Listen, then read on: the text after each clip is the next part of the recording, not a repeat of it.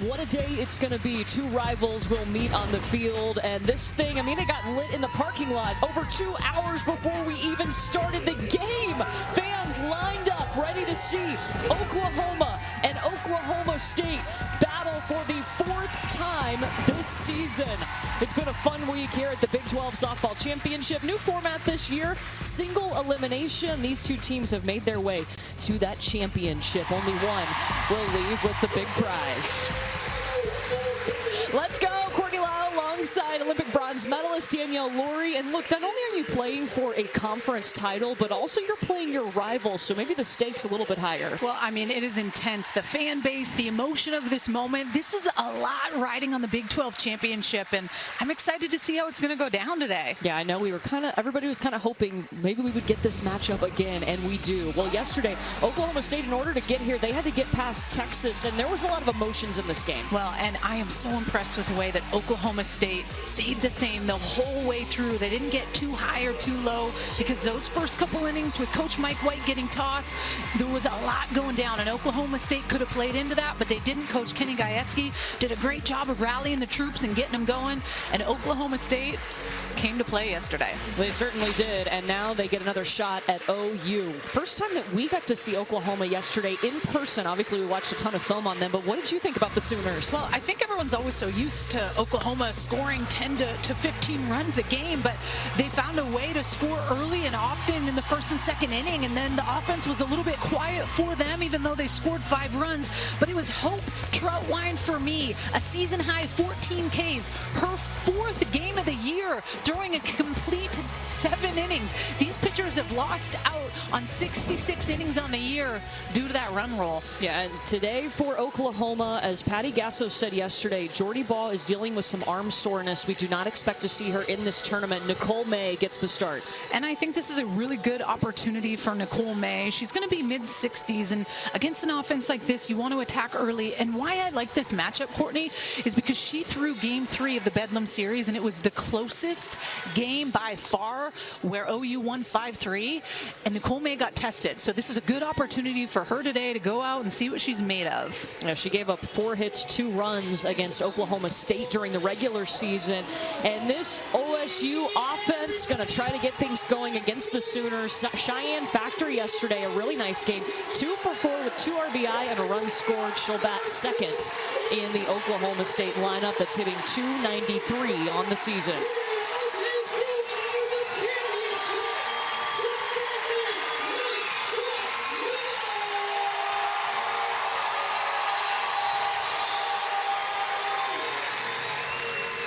Feel like a championship atmosphere here in Oklahoma City?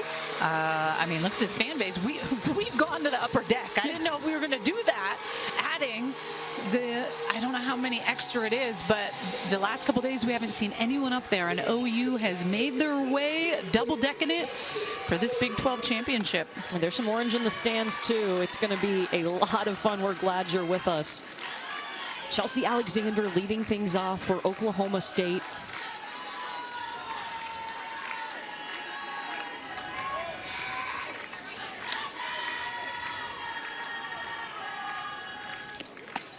You know, the first time we saw Oklahoma State this week was in their first game Thursday against Kansas. I thought it was their offense a little quiet, only 2 runs. And then yesterday they made a big jump. They did, and I mean, like we talked about, there was a lot of emotion in that game, but what I loved the most was just they kind of stayed level-headed and continued to keep putting pressure on. And the beauty of it for me was the pressure on the base pass. Yes. It really made Texas work and got them kind of in their head a little bit on making some plays. And when you're able to put pressure on the defense, it completely can change the dynamic of a game, and that to me really was the difference. Kenny Gajewski said after yesterday's win over Texas, you know, why not us? This could be our moment. This team is fired up and ready to get another shot at Oklahoma.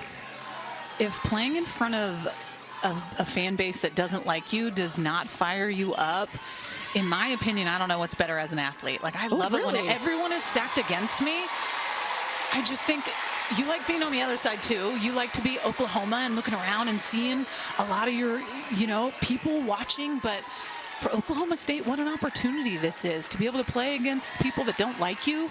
show them who's boss. Full count to Chelsea Alexander. Slaps this one to Grace Lyons at short, and they get her.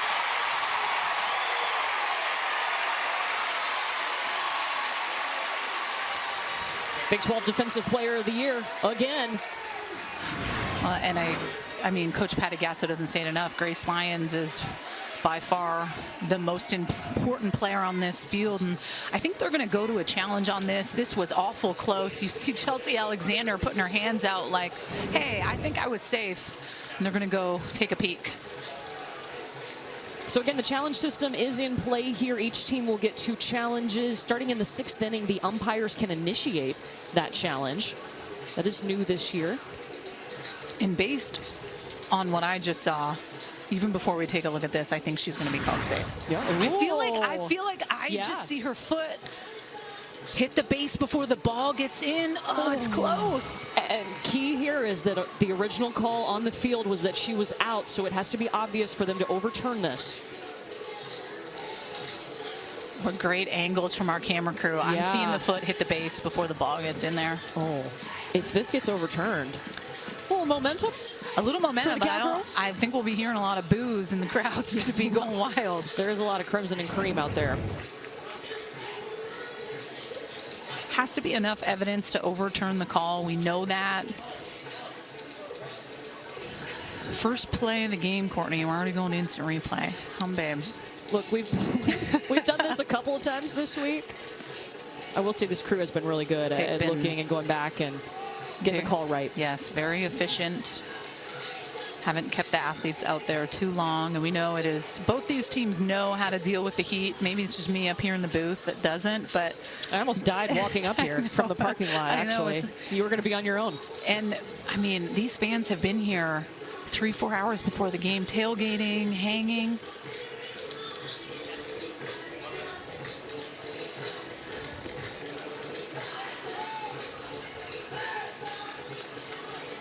So it looks like we have a decision. And they will say the runner is out at first.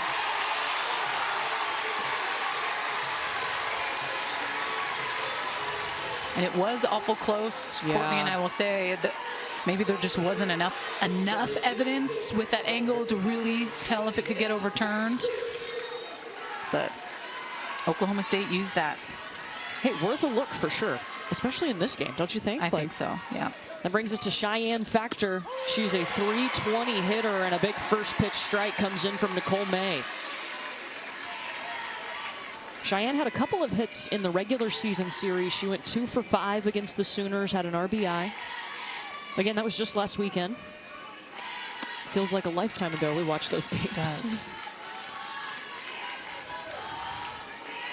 And that was one thing Coach Kaninka really talked about when they went into Stillwater, or not Stillwater, Norman last weekend, was that our team did not feel intimidated whatsoever. They went in, they were ready to go to war.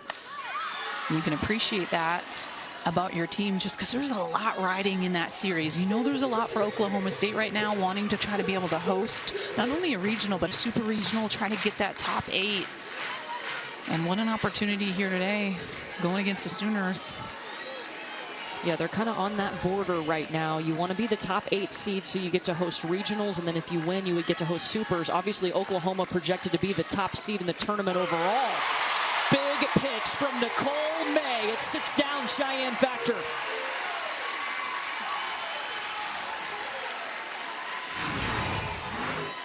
And this is going to be a really important pitch for Nicole May today. Wow, what just a deceptive pitch in that count. She's able to locate it for a strike on a corner, completely gets Cheyenne Factor. She just knows, walks right back to the dugout. This one rolls to Tiare Jennings, the reigning National Freshman of the Year, and Oklahoma out of the inning fairly quickly. 3 up, 3 down. We will see the Sooners bats step in when we come back to OKC. Phillips 66 Big 12 Softball Championship is brought to you by Phillips 66, proud sponsor of Big 12 Softball. And Kelly Kelly Maxwell will get the start for Oklahoma State in the circle. Last time we saw her, she had 9 strikeouts on Thursday. Well, and you bet she's getting the start on this Oh, day. yeah. This is just a big opportunity for Oklahoma State and this young lady in the circle. She is their workhorse. She is the ace of Oklahoma State, and she's a lefty, has that great curveball. And we've actually seen Patty Gasso make a couple adjustments in her lineup today due to that lefty-lefty matchup, and it starts with Jada Coleman, who has moved from that leadoff spot to the 3 spot. But Lindsey Elam, for me, is a highlighted player, had that grand slam yesterday in the first inning. This is on the edge of my seat up here, Court. Right here next to you, Tiare Jennings leading off. How important do you think this first inning is? I mean, to me, it really sets the tone. So if Oklahoma State can go out there and Maxwell can throw good, crisp pitches, use her defense, and find a way to get out of there without a run, I think it's important. We know Oklahoma scores early and they score often. So I think to be able to show to the rest of your team out there, hey, we can get out of this, is important. And Maxwell is that type of pitcher for sure, but I'm kind of getting a home field advantage type feel with the crowd and For Oklahoma. big time. Yes. So to be able to set the tone early in the circle for me with the co-Big 12 pitcher of the year and Kelly Maxwell is important.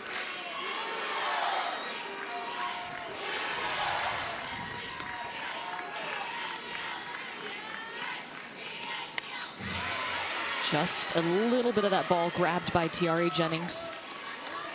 And look, if you haven't watched Oklahoma, to me, the most impressive thing, obviously the home runs are fun to watch. They're really good at hitting those, but I love their adjustments they make, and it happens so fast. I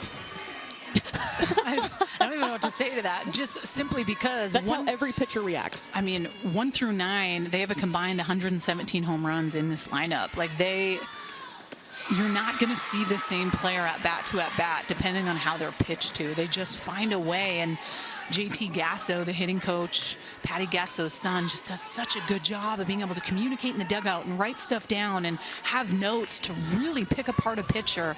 And their job is pitch to pitch to be able to adjust and hit the ball far and hard.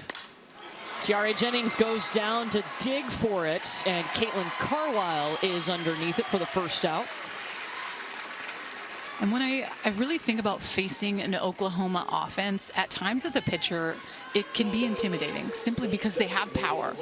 But I think as a pitcher, if you can eliminate the fact that, hey, we know they hit the long ball, but all that I can really focus on as a pitcher right now is hitting good quality spots. So when I think about the loss that Oklahoma had to Texas and Haley Dolcini and just her spot work and her ability to really expand the zone against this team, that's what you have to be able to do. You're not going to strike these hitters out a lot. You want to try to get them to get themselves out, but location is key. And you can't be intimidated when the reigning National Player of the Year, the all-time home run leader, steps in the box, Jocelyn Alo. And those players can do that to you, but we also know that this is a game that you've worked your whole life on to perfect your craft. And you have to remember that in those moments where any sense of doubt may creep into your mind. That's a good pitch. And even if you don't get that call, it's still being able to, well, she did get that call, excuse me, but owning the inside part of the plate and then kind of pitching backwards to hitters like Jocelyn Alo, really spreading that zone. Maxwell has a great changeup.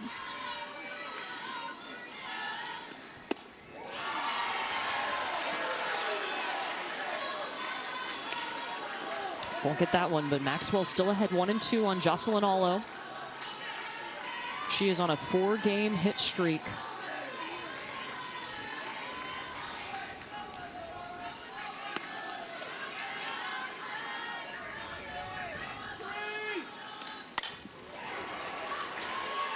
Pulls it foul.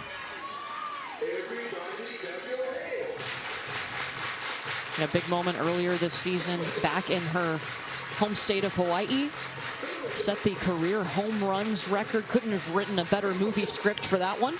No, and I think to be able to do that in front of your people, there's just nothing more sweet in front of your mom and your dad and the ones that have helped you get to where you're at.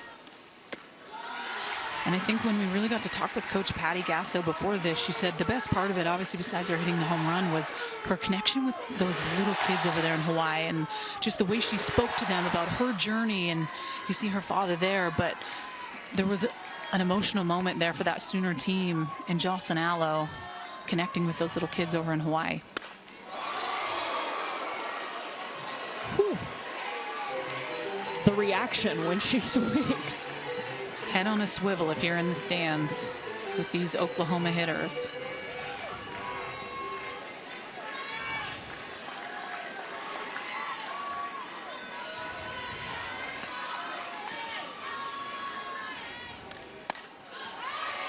Towards left goes Alo. Chelsea Alexander is there. 2 down. How about this cut, though, watching Jocelyn Alo swing? And I think this is a really good sequence against Alo with Kelly Maxwell. Doesn't get intimidated by the foul balls and still continues to keep hammering the zone, goes up in the zone and climbs the ladder and gets Jocelyn Alo to get herself out. She's the type of hitter, very rarely you're going to see her strike out, so you have to try to pitch accordingly. Great job by Kelly. And now steps in Jada Coleman. We've seen her in the leadoff position. Patty Gasso told us they loved her energy at the top of the lineup. You like moving her into the 3 spot today and putting Tiare Jennings up there? I think it's a good switch because you're looking at the lefty-lefty matchup, and that's just tends to be harder. Jada Coleman lefty, Kelly Maxwell.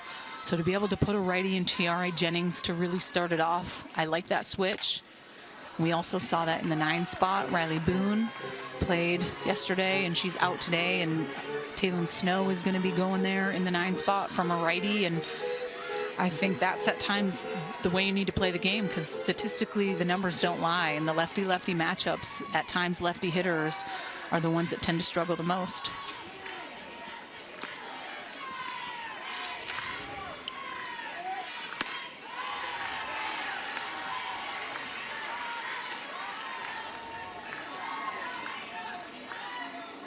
Maxwell's worked ahead on both of these last 2 batters.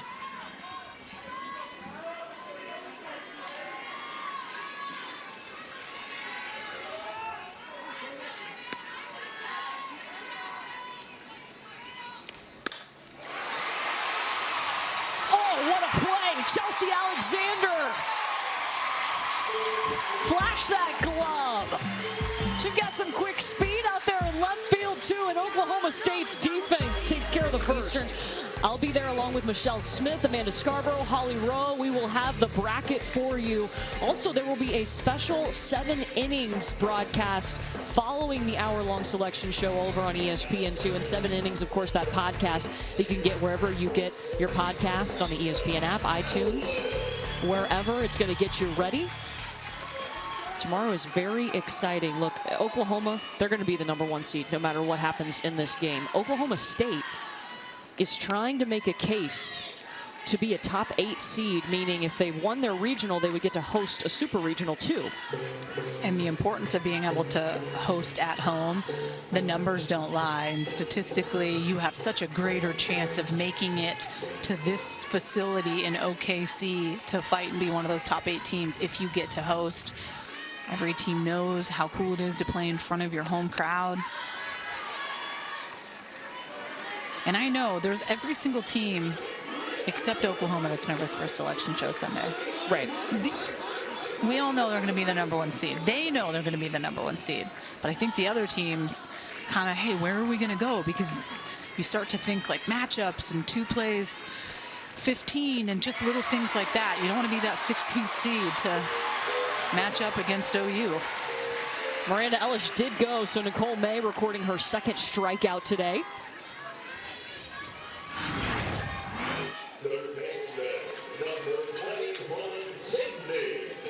And both Nicole May's strikeouts today have been on that off-speed pitch. You just see Miranda Ellis's knees buckling, completely fooled.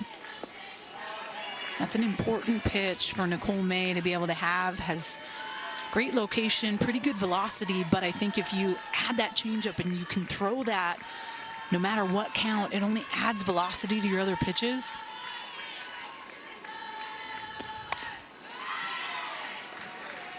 Sydney Pennington will foul that pitch off, the 3rd baseman. She's got a hit in 6 of her last 7 games. And again, if you're just tuning in to this one, Nicole May in the circle. We have not seen Jordy Baugh And now this is the second game that Oklahoma has played in this Big 12 tournament. Patty Gasso said yesterday they're going to rest her. Some soreness in that arm.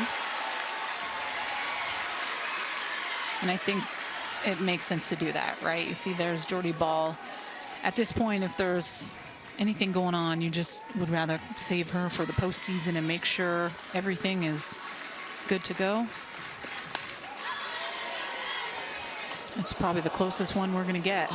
Where were you? I was ready. I Okay, didn't think it was yeah. coming in here. Courtney, I got you. You did the mom in the car arm. It's as close as we've been all week.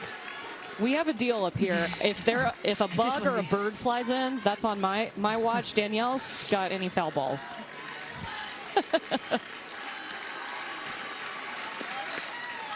Rolls this one back to Nicole May and able to field her position well. I like how you instantly go, where were you? Yeah, come on. I'm leaving you hanging. You better jump out of that chair.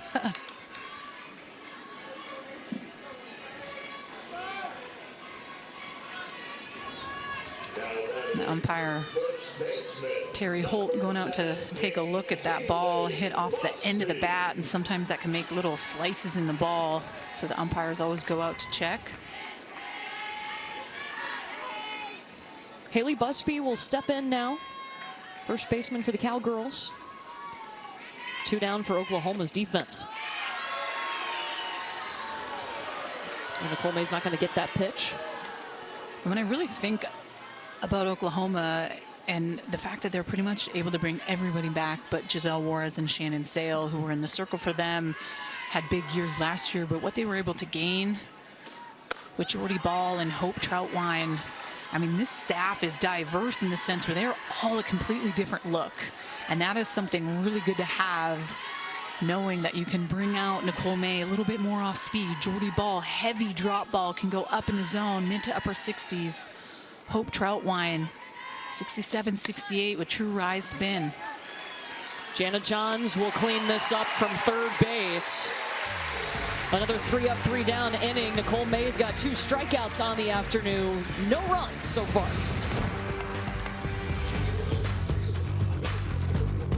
Oklahoma would outscore Oklahoma State last weekend 18-4, and they also clinched their 10th straight regular season Big 12 title in that second game. When I go back and look at that Sunday game, Oklahoma State was winning going into the 5th. And an incident happened with Kelly Maxwell where she hit a hitter, and then all of a sudden she walked someone, and then you're doing that with the lead, knowing that Jocelyn Alla was coming up. Those are the things against a team like this. You have to be able to play clean ball. If you cannot, they're going to expose you. And in that moment, that's what happened. And that's what Coach Kenny Gajewski, the head coach of Oklahoma State, said. Like, if we want to beat these elite teams, we have to be able to play clean defense or we're not going to win. And that game on Sunday was in their hands to win, and it got away from them. Yeah, and he said that hurts more than a blowout, too, because you were so close. Yeah. But he's been refocusing this group on, look, you don't need to do more than your job. Go out and do your job. Do what we need you to do. Don't try to do anything else and press. And that's going to help you play clean. And sometimes when you're playing elite competition, at times you maybe can get a little bit out of your element. The environment's big, the adrenaline is there, the heart rate's a little higher, which means at times you can maybe play out of your potential because you're trying to be bigger than the moment. And at the end of the day, one thing I love about this Oklahoma team is they practice harder than Coach Gasso can ever imagine, simply to prepare them day in and day out. Grace Lyons pops up to Kaylin Carlisle.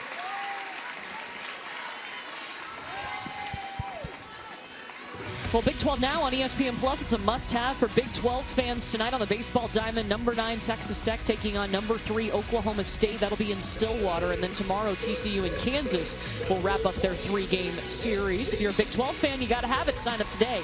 ESPNplus.com/Big 12 now.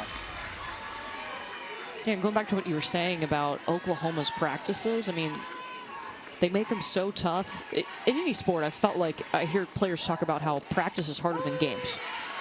And that's designed that way for a reason.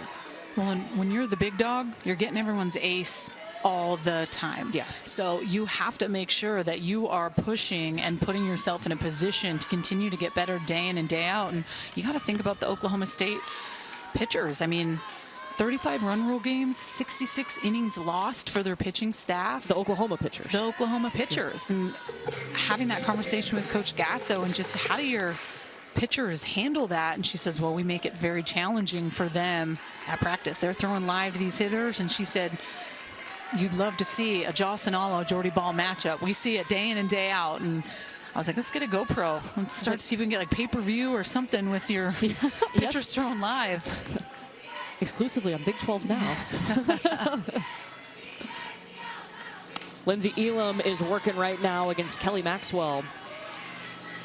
Elam had the grand slam yesterday, the second grand slam of her career. Oklahoma does not have a hit just yet. And our championships continue all day today. We're going to cap it with the SEC championship coming up today at 5 p.m. Eastern here on ESPN2. How about Missouri? Pretty incredible. MIZ. You can never count out Missouri. Their pitching staff has come to play in this tourney. Kimberly Wirt, I mean, whew. Brianna Evans on the play there over to Busby. 2 down. But I think if you were to ask me, would Missouri be fighting for an SEC championship right out of the gate, I probably would have guessed no. I thought it was going to be Alabama and Arkansas. Well, you Very wrong. You got 1 out of 2. I did get 1 out of 2. It's 50%. I'm okay with that. Yeah, we'll keep you. Alyssa Brito's turn with 2 outs. Oklahoma looking for its first hit.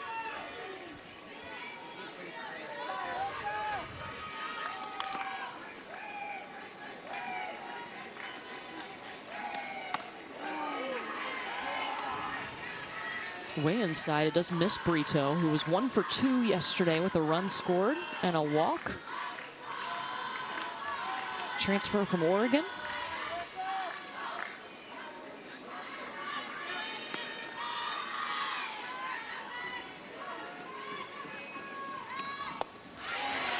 And Kelly Maxwell got her to take that one.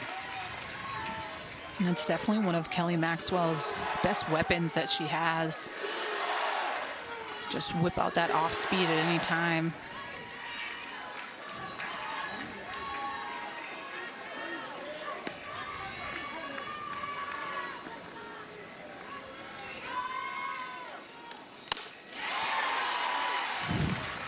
And when you're able to throw that changeup and then snap off that backdoor curveball on the outside part of the plate at 63 miles an hour, it almost feels a little bit more like 67, 68, just with that change of speeds to the heavy velo away.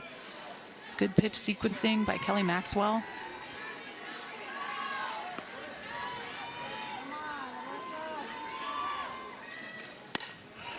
This one past Maxwell, it finds the grass, and that is the first hit for Oklahoma today. Alyssa Brito.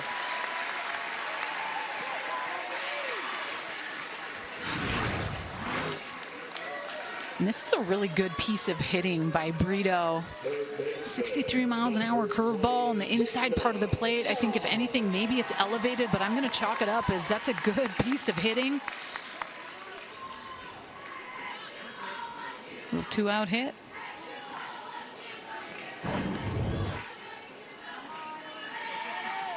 Brito is aboard with Jana Johns at the plate. And we told you Oklahoma can make quick adjustments. They are so good at seeing what comes next. Will this get down? It does, but in foul territory.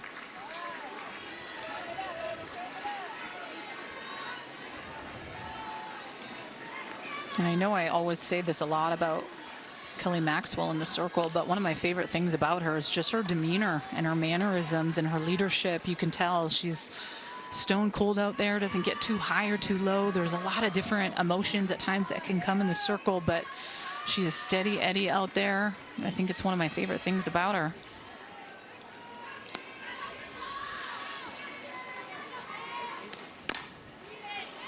Don't get me wrong, I love a good Jordy Ball. Just fire me up. I mean, the emotions. I'm working on my arm swing.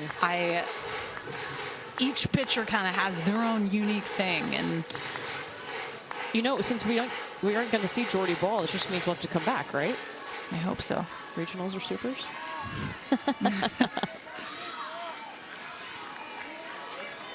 Jana Johns behind to Kelly Maxwell 0-2.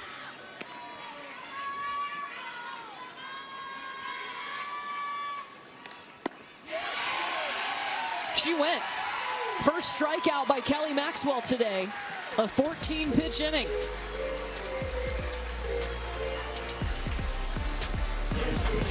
A big winner over USF, 11-0. Plus we've got our game here, and then that SEC championship game will cap the day. Taylor Tuck with the first pitch, and she grounds out to second.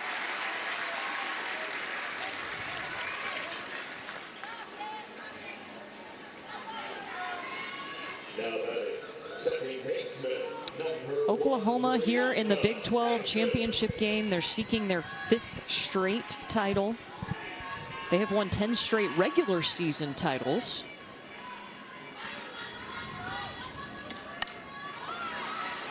That goes off the end of the bat of Brianna Evans, and wow, that's fast. 2 outs already.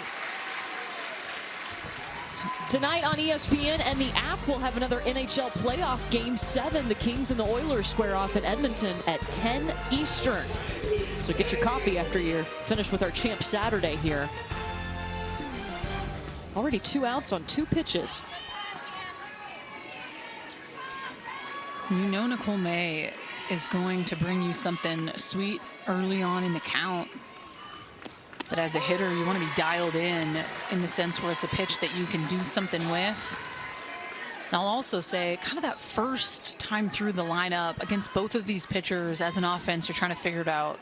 Where's Nicole May throwing me? What are her tendencies in the count? Does she go and change up when she gets ahead? And then you also look at Kelly Maxwell. It'll be interesting to see that second time through for both of these lineups, the adjustments that the hitters make.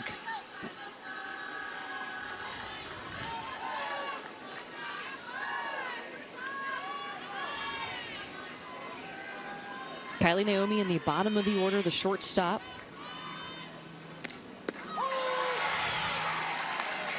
There it is. Yeah. And their game plan against Nicole May could very well be, until we get 2 strikes, we are not swinging at the change, because we're not seeing many swings on that pitch, whether they're completely fooled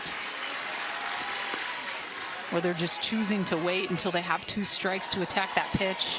I mean, we know Nicole May tends to be a little bit more of a pitcher that throws off speed than Jordy Ball and Troutwine.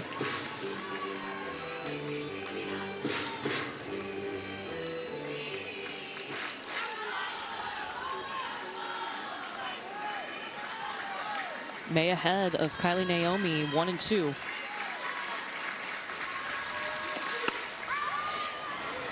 Looking for a spot in the gap. It drops for Kylie Naomi. Jada Coleman and Taylor Snow were both hustling to get there, but could not grab it. And a double for Naomi.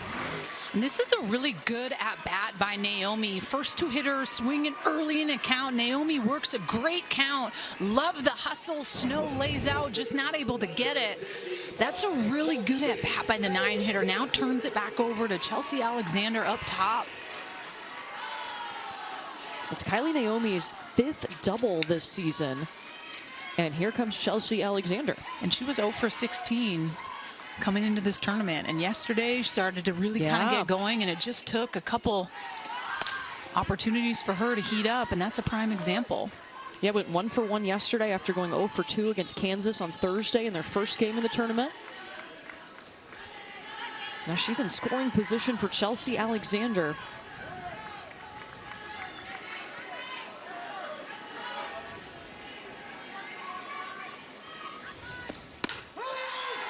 And you see the defense for Oklahoma pinched in a little bit just with that triple threat. And Chelsea Alexander has a lot of speed, likes to just kind of slap it, touch it, and utilize speed up the line, put pressure on the defense. And that just rolls back to Nicole May, an easy play. Her most efficient inning, only 10 pitches from Nicole May, and we're still scoreless. Have some fun with it. We'll get to talk to Patty Gasso, top of the 4th inning. We'll also speak to Kenny Gajewski. That's coming up. What have you seen so far? I mean, bottom of the third inning, here we go. And I mean, limited numbers of hits, just one hit apiece and no runs. Good pitching and good defense. That's really what I've seen.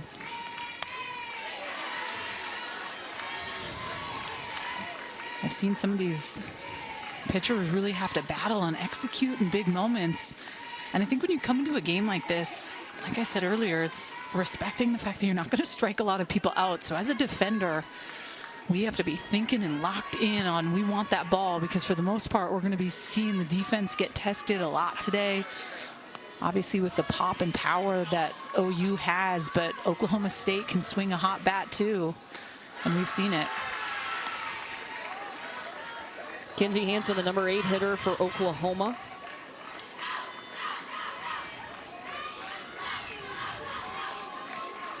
She was 1 for 3 yesterday. Came in searching for a hit. Only 2 hits in her last 10 appearances. But obviously such a good force behind the plate for Oklahoma. Oh, Kelly Maxwell ducked out of the way just in time. Kinzie Hansen is aboard.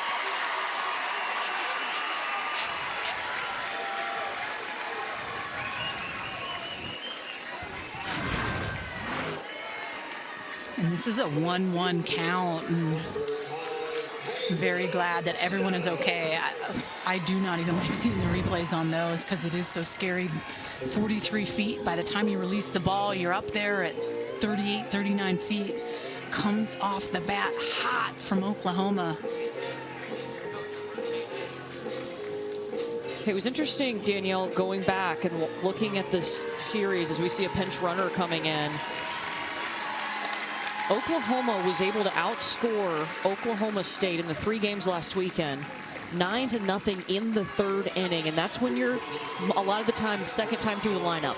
That's what I'm saying, and that's why it's so important that first time through to really kind of analyze and assess how am I getting pitched to, writing down that data in the dugout. And JT Gasso, the hitting coach for Oklahoma, that's what they do, and I'm sure Oklahoma State is similar, but the more information that you're able to gain and pass on is priceless. First time through the lineup, when you got to 2 strikes, what were you seeing off Maxwell? Was she going down in the zone? Was she tending to go up? Every pitcher has a tendency. They get on a roll with a pitch, and they kind of continue to keep going that way because it's working. So it's a hitter's job to kind of dial that in and make an adjustment. Taylon Snow, that one takes a lot of hops. She will be out at first, but Core moves over to second. So the first time today that Oklahoma has had a runner in scoring position. Tomorrow, Game 7 between the Bucks and Celtics from TD Garden, 3:30 Eastern on ABC and the app. NBA Countdown will tip off our coverage at 3 Eastern.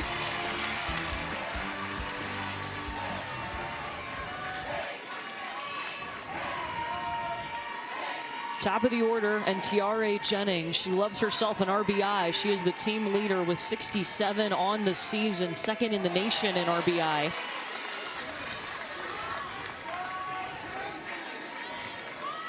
I mean, 92 ribbies last year.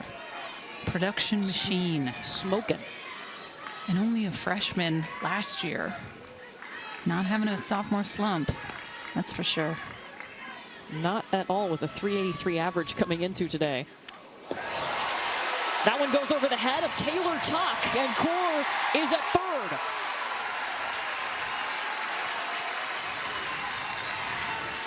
She advances on the wild pitch.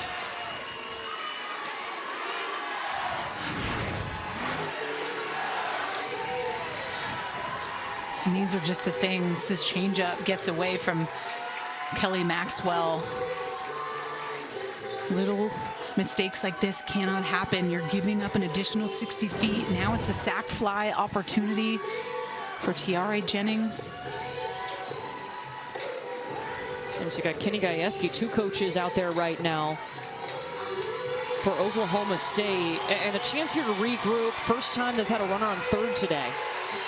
Pressure is being applied here, and both coaches going out, just have a conversation with the defense, get everybody on the same page. And like you mentioned, that third inning, third time through the lineup, or second time through the lineup, excuse me, for Oklahoma last weekend was big. 9 runs scored, second time through. You know, those adjustments were something that Patty Gasso noticed last year. She said, I remember she told us doing her regional, I wish you could hear the conversations in our dugout in between hitters. It's not coach driven, it's the hitters talking, and they have continued that over. That's why they have so much success adjusting.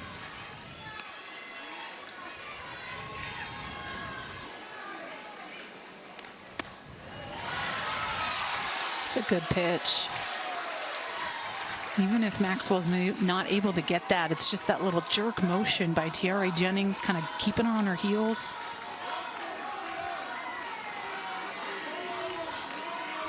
Jennings hitting .456 with runners on.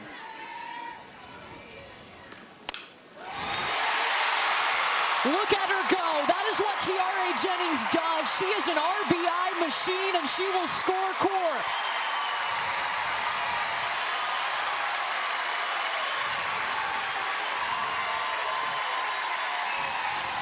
Her 68th RBI.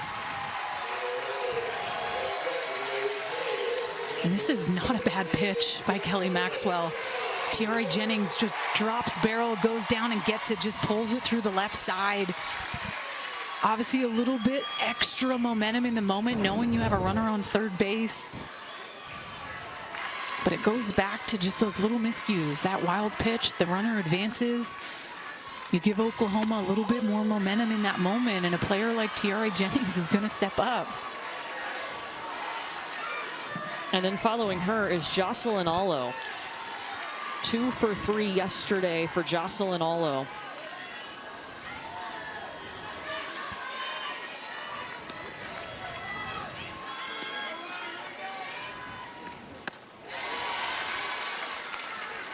Strike 1 on the swing by Alo.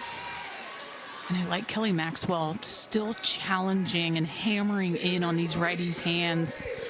And that's what makes sometimes those lefty-righty matchups tough too, because as a right-handed hitter, you have to be in a position to square up a ball that is coming in hot at your hands.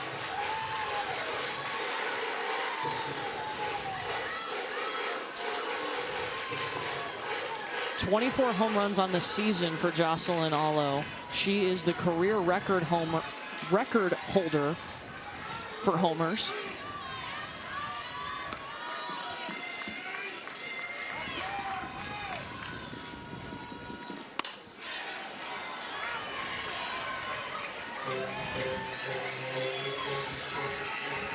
And anytime you get the opportunity to watch a hitter like Jocelyn Alo swing, there's just nothing like it. She's so patient, she's so strong, it almost looks effortless. And I'm jealous in how she swings. It looks like she's swinging a toothpick. Like it's just, she is so strong the way that she can swing a hot bat. Pokes it through. Jocelyn Alo is on. Back-to-back hits for the Sooners.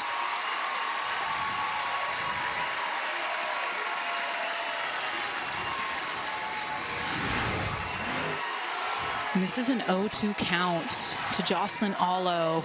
I think if anything, we just gotta maybe take it off the plate, a little bit of ball off the plate. But sometimes those 0-2, 1-2 counts can be the hardest to pitch to against a hitter like Jocelyn Alo. You know she's not gonna let anything close go by and leave it to the umpire.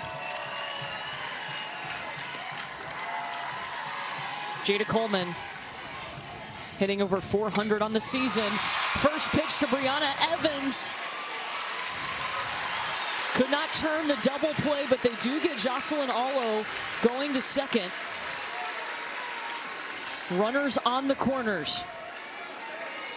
And that's a really good play by Evans at second. This is just an absolute hot shot by Coleman. Evans does everything she can to keep that ball in front, and I love Naomi with the quick turn to see if she can get Tiare Jennings off the bag at 3, try to get another out there.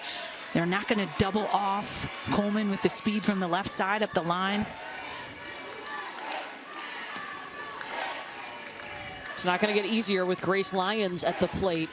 the Big 12 Defensive Player of the Year and all Big 12 first team selection. She is a top 10 finalist for National Player of the Year.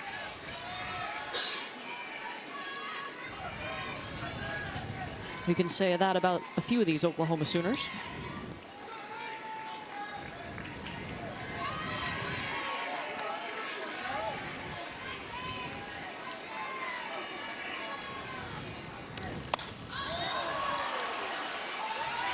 Brianna Evans looking for it, and she popped out of her glove.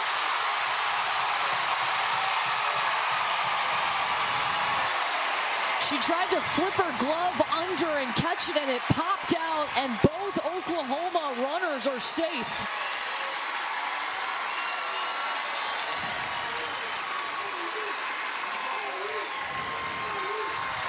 And even with the visor and the shades, this sun is deadly. That ball has a lot of hang time. Grace Lyons, Evans tracking this for so long, and I mean, you're looking up in the sun. I love that Busby was there to try to have her back, but just a little bit of a bobble and it finds the ground. And we've seen that a couple times in this tournament, Courtney, with those sun balls. These athletes doing everything they can to try to block the sun, and tough play. Tiare Jennings able to come home.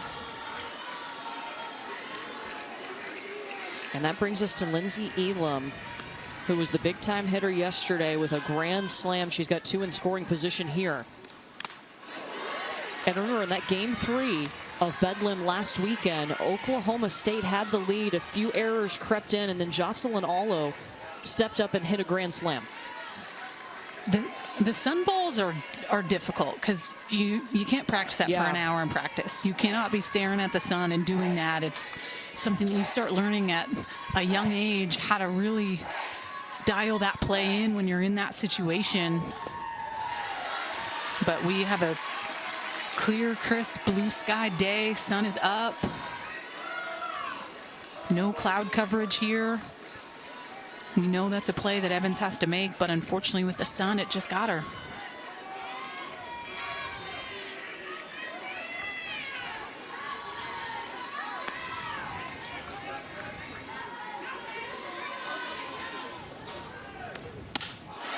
Ooh. Kelly Maxwell throwing that in. Ooh. Elam thinking 3-run shot on that swing.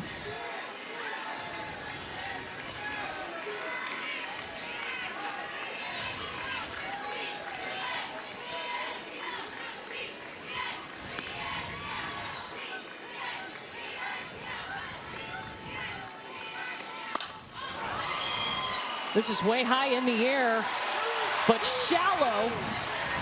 And Carwile comes in to make the grab. Our first 2 runs across for Patty Gasso's group. We will talk to Coach Gasso when we come back to Oklahoma City. Oklahoma is able to bring 2 runs across. They lead Oklahoma State 2-0, and we're joined now by head coach Patty Gasso. And coach, we have talked so much about how your team makes adjustments. How did you see them make that adjustment in the 3rd inning?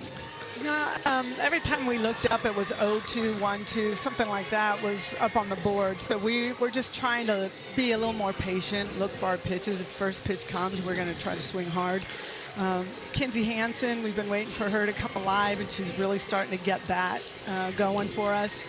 Her leading off was a big deal for us. So we're just going to stay aggressive, but calculated with what we want. Coach, Nicole May got the start in game 3 of the Bedlam series last weekend, and that was the closest game of the series.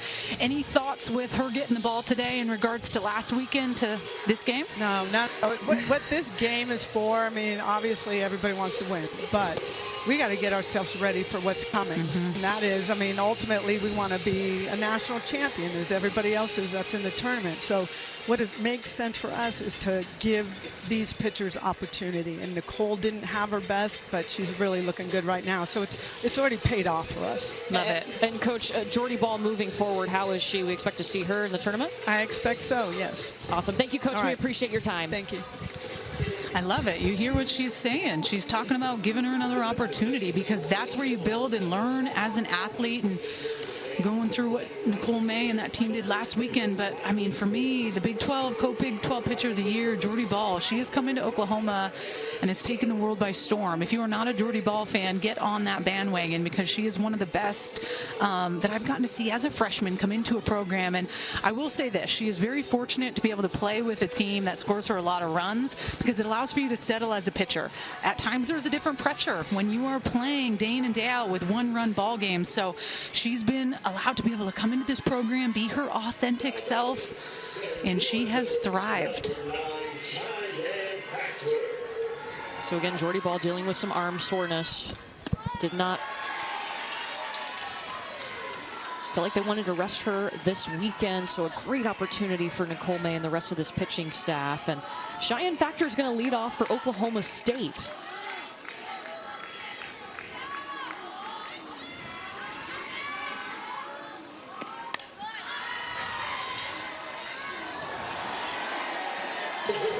Cowgirls got their first hit in the last inning. It was a double by Kylie Naomi. That's their only hit in this game, though. She was left stranded.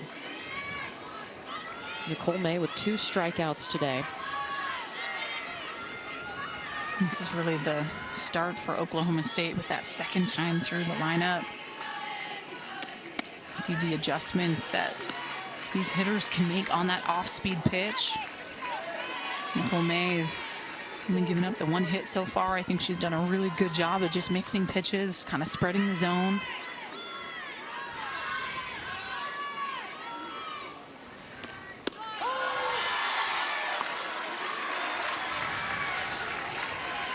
Two count now. Nicole May got a lot of experience last season. I mean, what a way to start. All Big 12 freshman team. Started game 1 of the Women's College World Series Champ Series here on this field. And Cheyenne Factor flies out to Riley Boone in right field. Tomorrow on Sunday Night Baseball, the Giants and the Cardinals finish up their 3-game series at Busch Stadium. You can tune in on ESPN, ESPN Deportes, and ESPN Radio. Coverage begins at 6 Eastern with baseball tonight, Sunday Night Countdown.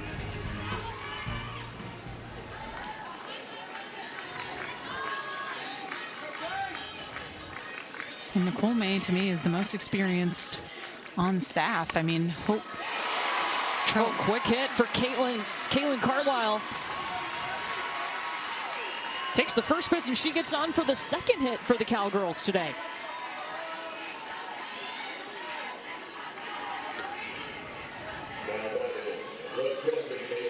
That's her first hit in the tournament this week.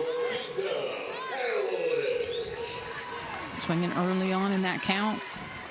You know, we mentioned Jordy Ball and her status moving forward, but Miranda Ellis, who's about to step up to the plate, yeah. I mean, that's a big question mark, too. We haven't seen her since the Texas series in the regular season. Yeah, and she had in the circle, that is. Yes, she had felt some arm tightness and soreness. We don't know too much about it, but when we got the chance to ask Coach Kenny Gajewski, he just said, you know, right now she's day-to-day, but I think they're still very stoked to be able to have her as a hitter. Puts up great numbers coming from the left side, got a lot of pops.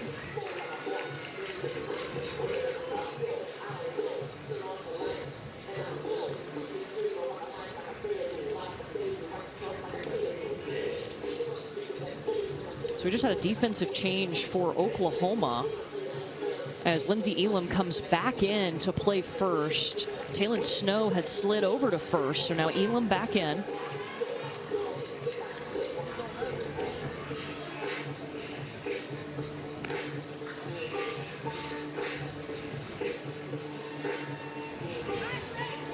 Snow started this game in right field, and Riley Boone has taken her spot.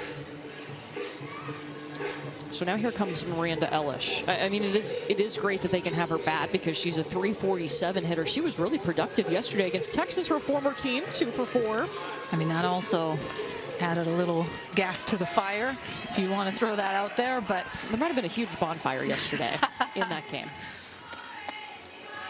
And this is an opportunity here for Oklahoma State. You have a vet stepping into the batter's box, Miranda Ellis. One down, runner on first base.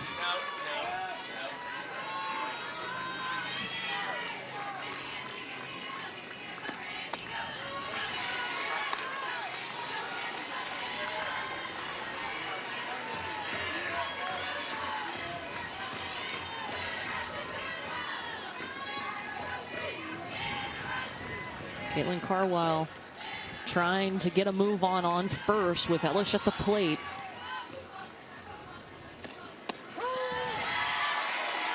And slowed it down for the strike. Right down the middle. A little elevated. A little elevated? A little elevated. You're a pitcher. You're supposed to be like, yeah, no, I'll take it. I want it. But I hit too, so as a hitter, I'm like, if I'm swinging 2-0, that baby's got to be sweet, and it has to be something that like I'm really zoned in on. And I'm not sure Miranda Elish was looking for the high change.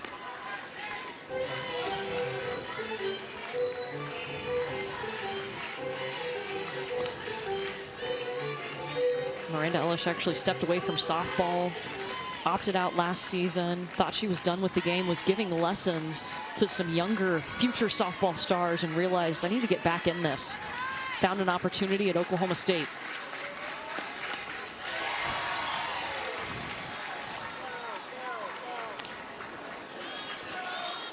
They're going to send the runner back. This was a foul ball. And Miranda Elish, a veteran, if you will, of the sport. Started at Oregon, then went to Texas, and now at Oklahoma State. And we've been seeing a lot of that with some of these different athletes getting the additional COVID year. This time runner can go, does go, and is safe. Carwile in scoring position. Second time today that Oklahoma State has had a runner in scoring position. That's a great read by Carwile. Knowing Nicole May tends to go with that off speed she does here, just that little juggle by Kinsey Hansen makes this a no-doubter for Carwile to get her hands in there.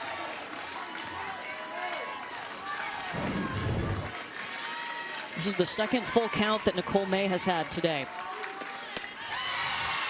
It's a really good at-bat by Miranda Elish. Yeah. First walk issued by Nicole May.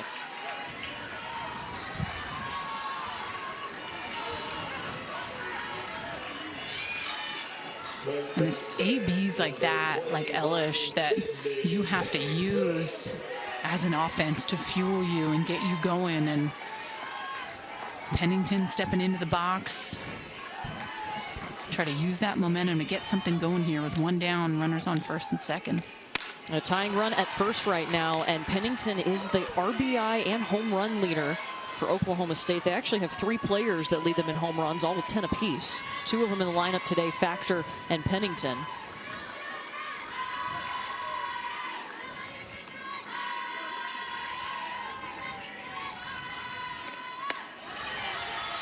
And we've seen Nicole May, these last 2 hitters, just fall behind 2-0, and what she's done really good that first, second inning, and she's gotten ahead of hitters. And when you fall behind, that's when you have to really start putting something around the zone a little bit. And you see the pitching coach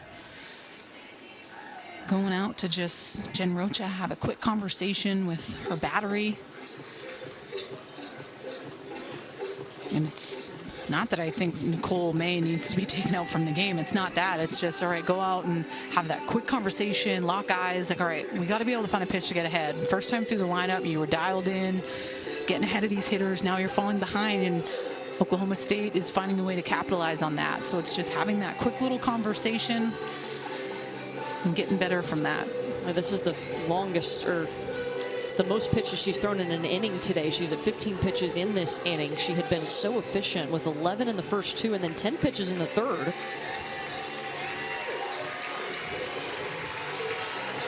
Remember, we saw her May 7th against Oklahoma State. Her line here, 4 hits, 2 earned runs, 4 walks, and a strikeout. Oklahoma did get that win. They got the sweep of Oklahoma State.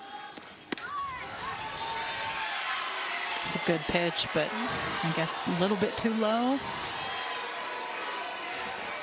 And the umpire behind the plate, Terry Holt, has been set in his ways with where he's calling it. He's not calling it low. You know he's calling it a little bit more upstairs. She'll get that one inside. And I like the patience from Pennington. 3-0 count. Just make Nicole May work, throw you something.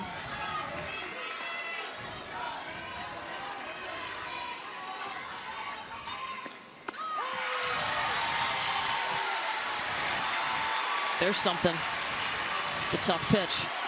Full count for the third time today. Back to back. This changeup just trips Pennington up a little bit. You see her hips shift. Everything moves a little bit towards May.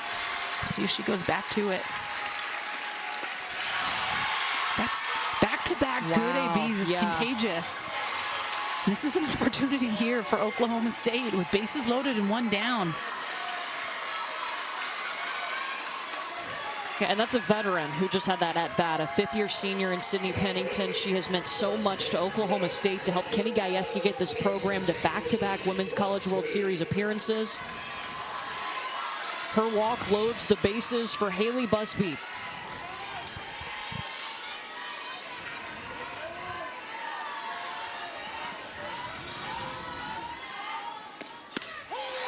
Good corner. Busby hitting 167 with the bases loaded.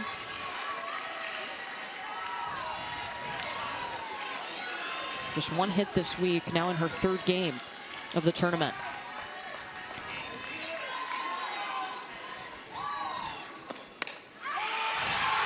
It gets past Grace Lyons. Bases stay loaded. And Oklahoma State cuts the lead in half. And I like that hold by Coach Kenny Gajewski with Miranda Elish at third base. You do not want to be that out at home. This is a clutch at bat by Busby. This pitch just left up in the zone, a little bit too elevated over the white of the plate. Busby just hits it right past Grace Lyons. Love the effort, just not able to get to it. And based on where Brito is, if Miranda Elish goes home, she's dead out. So I like Coach Kenny Gajewski holding Miranda Elish. A chance here for Taylor Tuck at the plate. Taylor Tuck has been called upon, got the starting nod in Game 3 last weekend in Bedlam to be that catcher, looking for some consistency. She's brought her bat with her.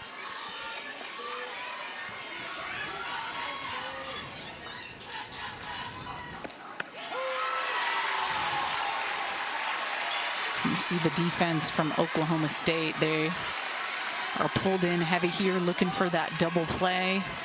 See if they can go home to one. Second and short evened up with the bag. Taylor Tuck, scooped by Alyssa Brito. Runner coming home.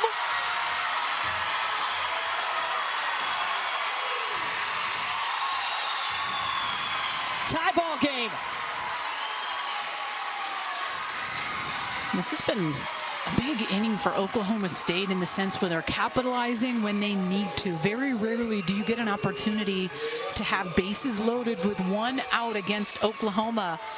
And when that opportunity presents itself, you have to find a way to step up. And Oklahoma State has had amazing at-bats. To me, starting with Carwile, swinging at the first pitch, and then Elish with a really patient at-bat. Pennington, even more patient. And they just continue to keep passing the bat. Kenny Gajewski has asked these Oklahoma State hitters this year to really work on their swing. They've made some midseason adjustments as a team to flatten that swing out. That's been tough to do, to make that change in the middle of the season. And he said at times, you know, we can't bring it from the cage onto the field, but they have been tough right here. And I think at that point, you just have to continue to keep having one pitch at a time mentality. And it can be hard to make a midseason adjustment. But one thing we know about this Oklahoma State team is they trust their fearless leader, and they are going to listen to him. And that's what they've been doing, kept putting work in.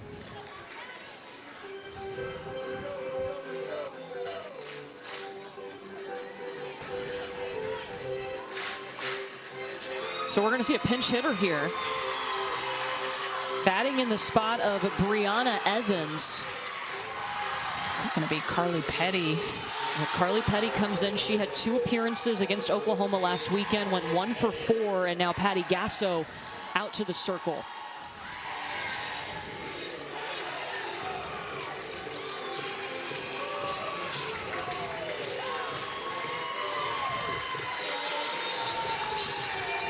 I like Coach Patty Gasso going out, have a conversation. I think they're going to be making a pitching change here, bringing in Hope Troutwine. You got to see her yesterday, 14 strikeouts against Iowa State, a career high. So Hope Troutwine will be the new pitcher. We'll show you her numbers when we come back.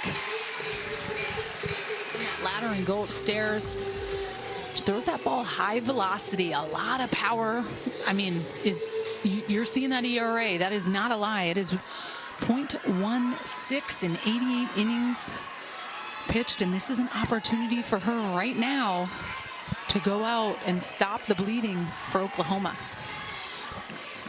She's first in the nation in ERA. That one comes in high to Kinzie Hansen. Great catch by Hansen. A little chess match going on as Oklahoma State brought in Carly Petty to pinch hit, and now Oklahoma has changed pitchers. Do you like this move here for Oklahoma in the circle? I like this move, and you know Patty Gasso likes that these women are getting this environment, this feel, this pressure, because this is what postseason is, baby. You think about trying to win a national championship. Those are some of the hardest things you're ever going to do. And if you are not tested in moments like this, you can't just get there and hope that, oh, we're prepared. You want to see that these women have gone through the moments on both sides. Oklahoma State stepping up and OU being tested a little bit. I love it. Oklahoma State has tied this game here in the 4th inning after Oklahoma scored both of its runs in the 3rd. And you can tell just with 3 straight balls, heart rate's elevated a little bit. The moment's big. You're pitching in front of a full packed house. And this is what it's all about. Learning how to deal with the emotion of this moment. Boom. And a walk to Lodum.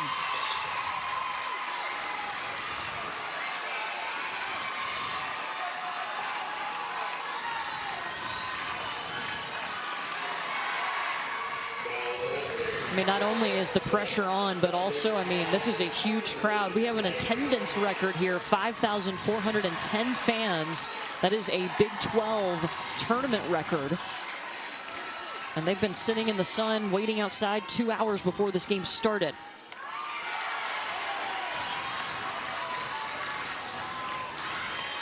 You can see Jana Johns kind of constantly talking to Hope Troutwine. I like it that Kinzie Hansen goes out to just call a quick time.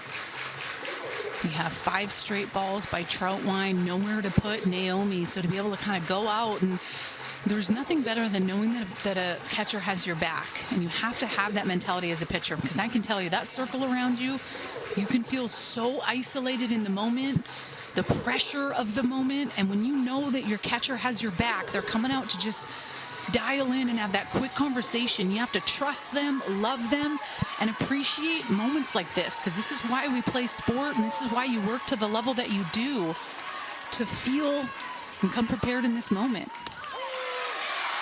And then she throws a great pitch to Kylie Naomi right after that pep talk from Kinzie Hansen, a veteran who's going to play with the national team some this summer in the Japan All-Star Series.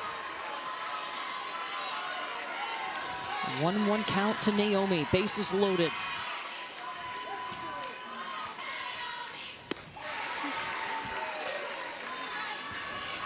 And if I'm a hitter on Oklahoma State right now, I know Troutwine tends to go up in the zone.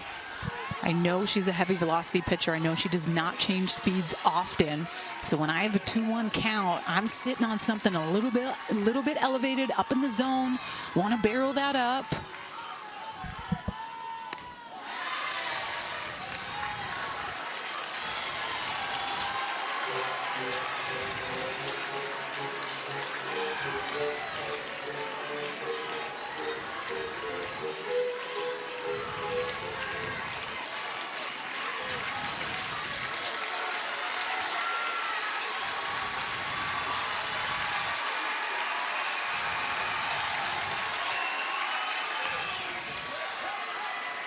Lyons tosses it over to Tiare Jennings.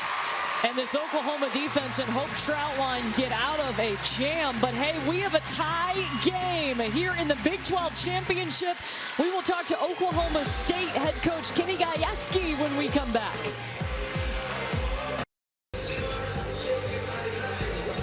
Things are getting wild in Oklahoma City. We got a tie ball game. We're joined now by Oklahoma State head coach Kenny Gajewski. And coach, we're seeing a pitching change for you guys. Morgan Day in the circle. Why the change here?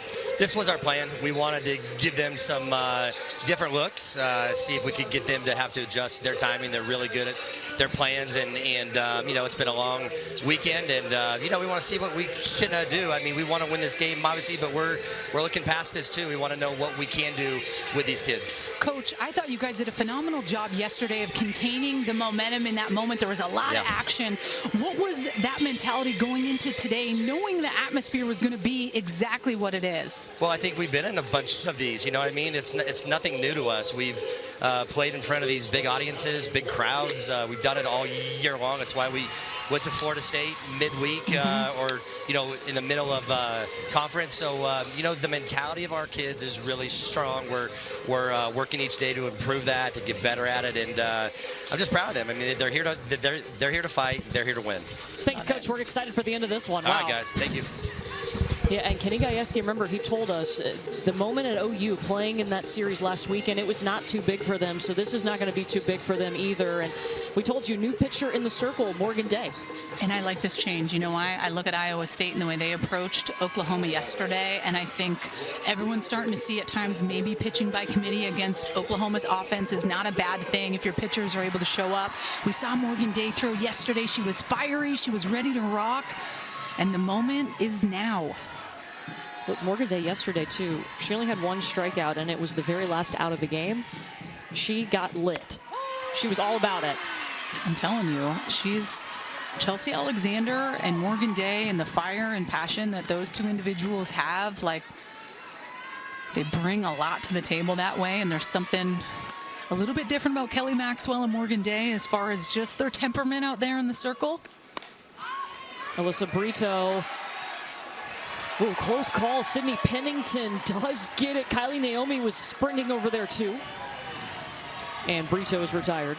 And I want to talk just a little bit about Oklahoma, and we'll quickly take a peek at this defensive play. This could have been bad, but it wasn't. Pennington able to get it, and Naomi gets out of the way. But kind of going back to the conversation we had with Coach Gasso just about Oklahoma and the characteristics of this team, and she mentioned to us, at times they're a little bit too laid back for me, but if I've learned anything, I've learned that I really have to trust them and their experience and their leadership, and this is an opportunity to be able to do that.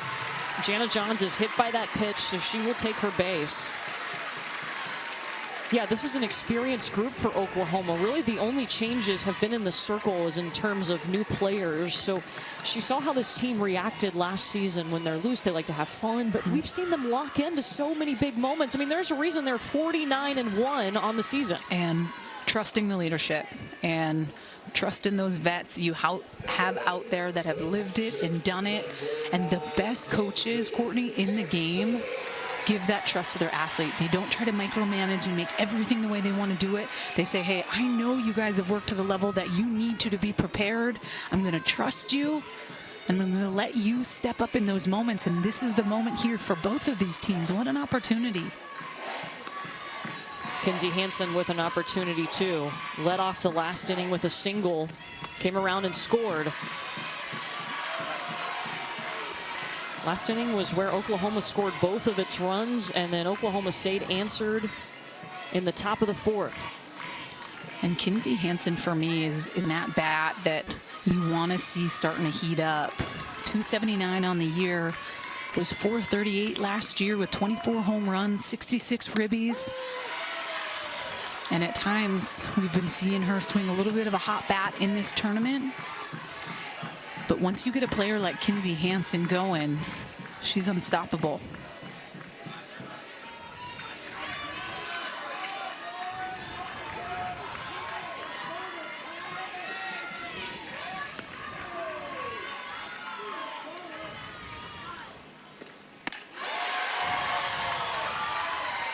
Takes a big cut at that pitch from Morgan Day.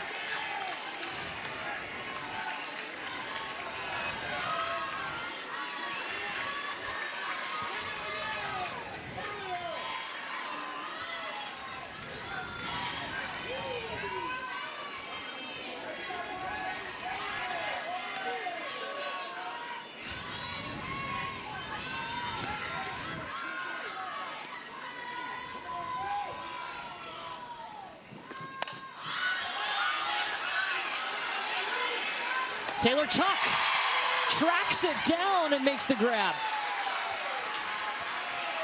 Reminder, tonight on ESPN and the app, we'll have another NHL playoff game. 7, the Kings and the Oilers square off in Edmonton at 10 Eastern.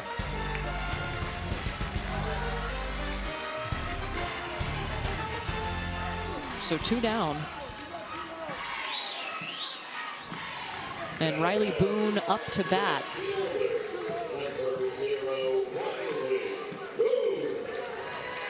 Entered this game in right field for Talon Snow. Boone was in the starting lineup yesterday, but again, we were thinking Patty Gasso was working that lefty-lefty matchup when they started the game because it was Kelly Maxwell in the circle. So here comes Boone, a .427 hitter.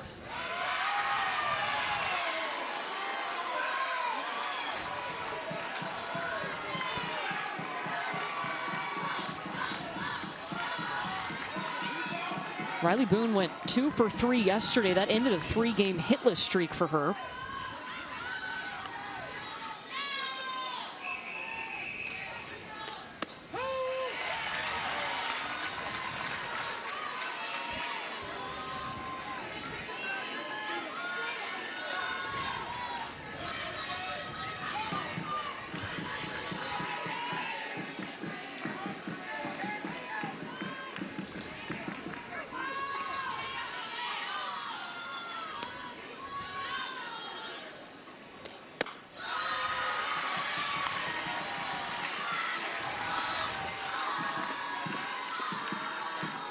The last thing Morgan Day wants to do right now is just fall too far behind or give up that free pass to turn that lineup over. Got to look and see you have 2 outs on the board.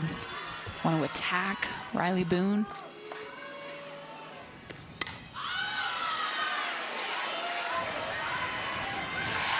Sydney Pennington calling everybody off. And Oklahoma leaves a runner on. Still tied at 2.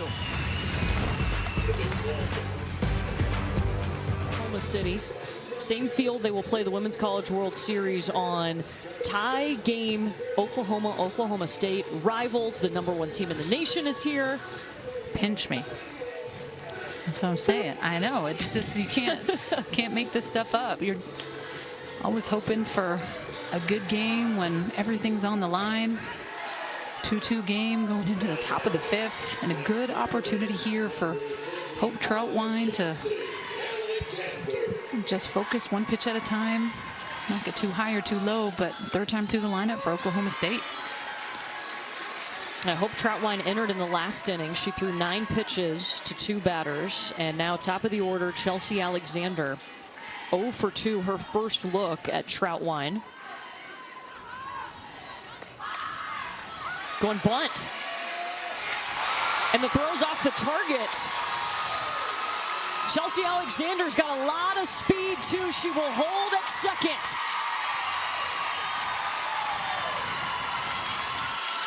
That's why Chelsea Alexander is so good in that leadoff spot. Courtney, just such a triple threat, drops his bunt. And I like the effort by Jana Johns. The throw just kind of takes it a little bit into the way of where Chelsea Alexander is. I mean, she is so quick. The pressure that she puts on defense, but she picks up Coach Gajewski right out of the gate, and he holds her at 2. Riley Boone gets that ball pretty quick, and you do not want to be out at 3rd base. It's an opportunity here for Oklahoma State. Cheyenne Factor rolling one down the line. And she's still going because there was no one at second, and now she's in trouble. Run comes across the plate. My goodness, Cheyenne Factor is out, but a run scores, and Oklahoma State has the lead. And when Chelsea Alexander gets on base, this is what she does. She just creates havoc on the base pass. This is a heads-up play by Factor. You want to be able to advance this runner to third base. Troutwine doesn't feel comfortable making that throw.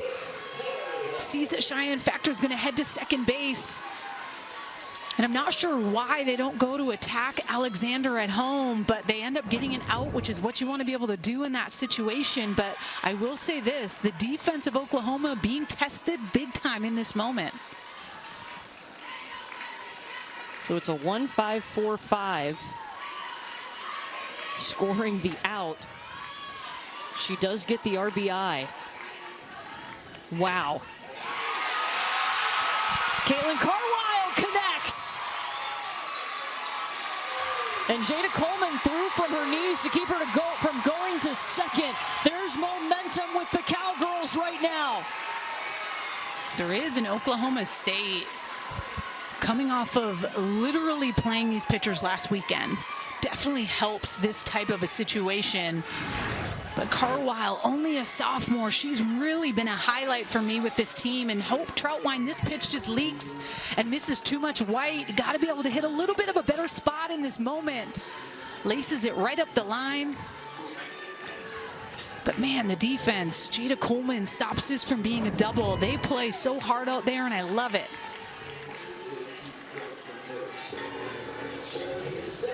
It's back and forth we go. Oklahoma State has taken their first lead in the game here in the fifth. The RBI from Cheyenne Factor. She was caught in the rundown after that. You see Sydney Romero, grad assistant. She's on staff, always in Coach Gasso's back pocket.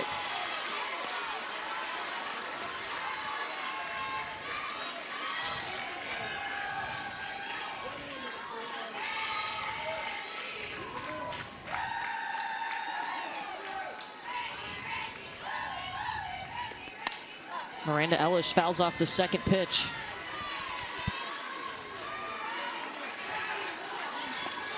I think this really goes to show that if you can just apply pressure with speed, right? You think about Alexander dropping that bunt, making Jana Johns have to connect and make a good throw, and you know that Oklahoma, one of the best defenses by far in the country, but in that situation, not able to come up with the throw. Jada Coleman was coming over. It was caught by Alyssa Brito in left field. Runner will hold at first base. I wasn't sure who was going to grab this ball. When I thought the way that Jada Coleman was kind of blocking the sun, that she was going to be taking this, but I'm not, just even by the replay, you're not seeing any mouse moving, anybody kind of calling or yelling someone off, but I like it right after the play. Both those two go to connect Brito and Coleman together. Quickly talk about it. Brings us to Sydney Pennington. She had a great at bat last time up. Drew that walk off of Nicole May, her second walk today.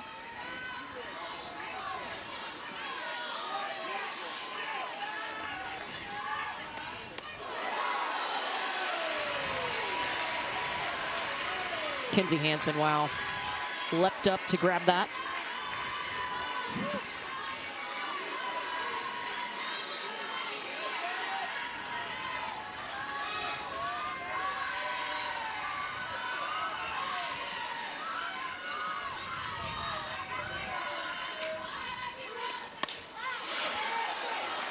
Pennington into Brito's glove. Pistols firing. Oklahoma State has the lead.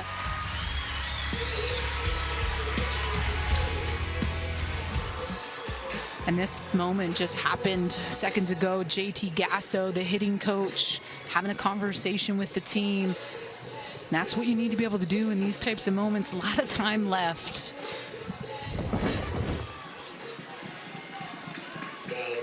Oklahoma took the lead in the third inning, scoring 2 runs. Oklahoma State tied it in the top of the fourth and then took their first lead in the fifth. Oklahoma's chance to answer. Now, they have been down to Oklahoma State before in Game 3 of Bedlam last weekend. They were trailing until Jocelyn Alo hit a grand slam in the 5th inning. Top of the order to start, Tiare Jennings facing Morgan Day, who entered last inning.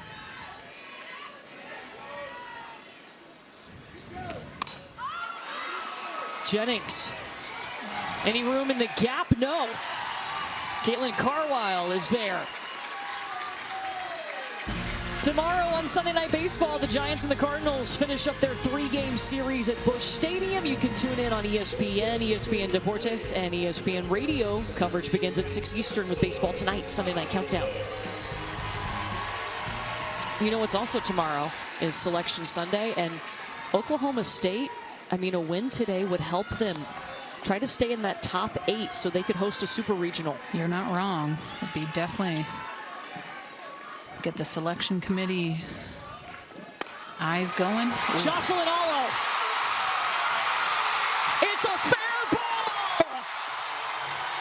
Get out of here, Jocelyn Alo. She's hit more of those than anyone.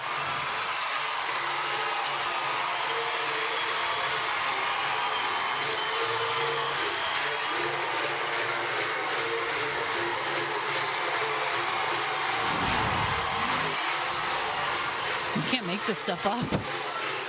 I mean, that's a cookie for Jocelyn Alo. You kidding me? So much power, so much pop. When we are facing Jocelyn Alo, we have to make sure that we leave the ball a little bit more off the plate. And this is an absolute tank. It's a double chocolate chip cookie. Yeah. Jocelyn Alo, her 25th home run of the season. We're tied up at 3.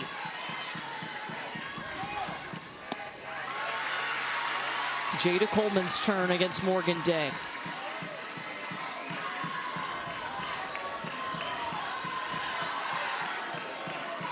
And momentum with a swing like that is so important.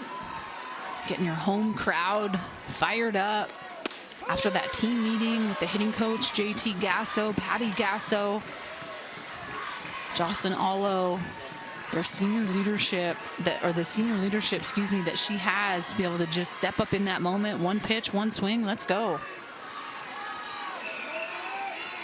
She's got to live for that, right? Like that moment? Have to. Yeah. Those are the little things that you remember when you've retired and you're done playing this game. Just a little moment like that in time where you're like, I'm so lucky to get the opportunity to play this beautiful sport, and it's for moments in time like that. She's incredible to watch, that's for sure. The most home runs in NCAA history, and adding to it. Oh, Morgan Day set down Jada Coleman.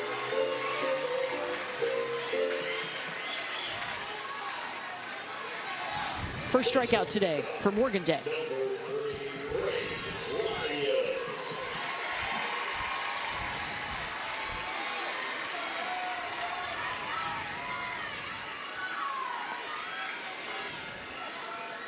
Grace Lyons reached on an error in the 3rd inning. First time she's getting to see Morgan Day. Day did make 2 appearances in the regular season series, pitched a total of 7 innings.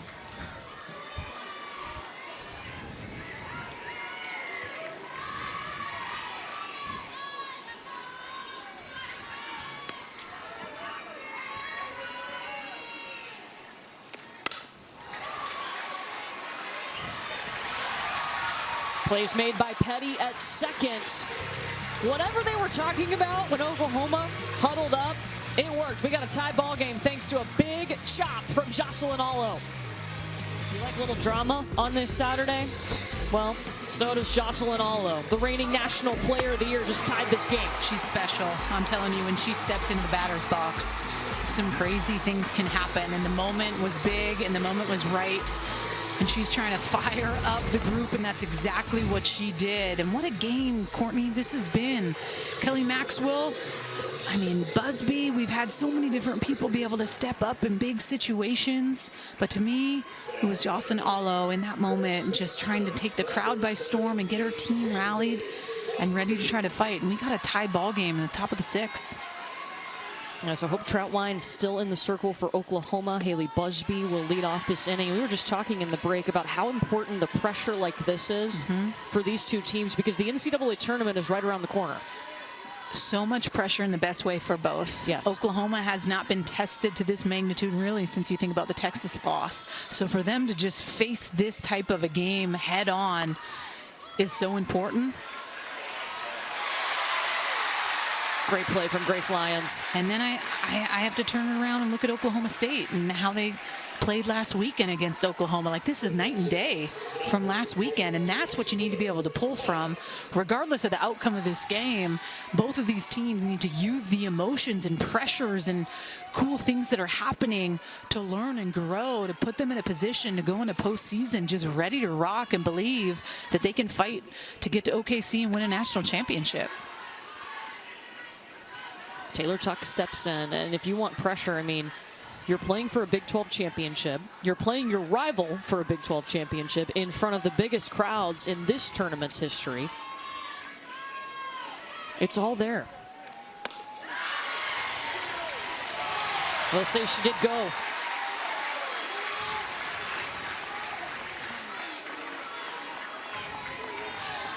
If you like this, we're not done. We still have the SEC championship coming up.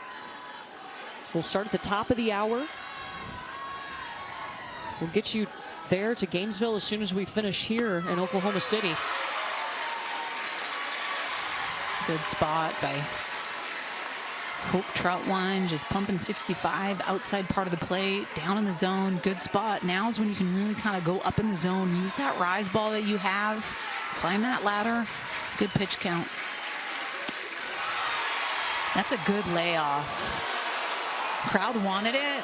I think maybe elevated a bit, but as a hitter, we saw Iowa State 14 strikeouts, a ton on that rise ball yesterday. As a hitter facing Hope Troutwine, you have to be able to lay off that rise, especially 0-2-1-2.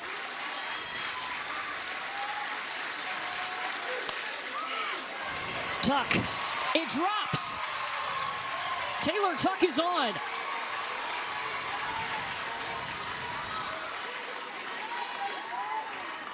Already got an RBI today, and now she has a hit.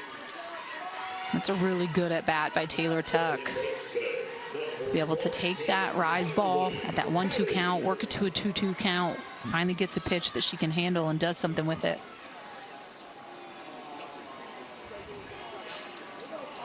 So it looks like Kenny Gajewski is going to make a change here. Carly Petty was slated to come up and bat. She entered this game in the 4th inning.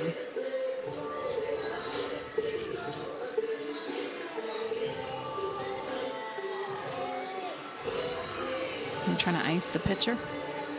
Such a chess match. I know.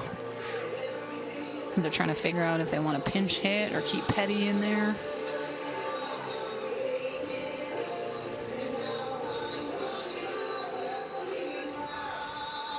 Looks like there will be some type of change coming.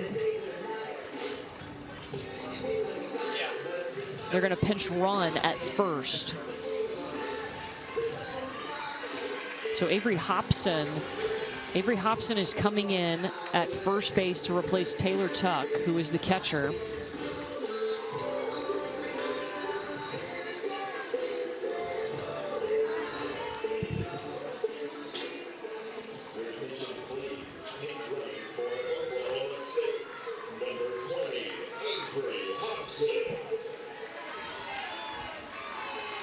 And Petty had a good at bat, her last at back, drew that walk.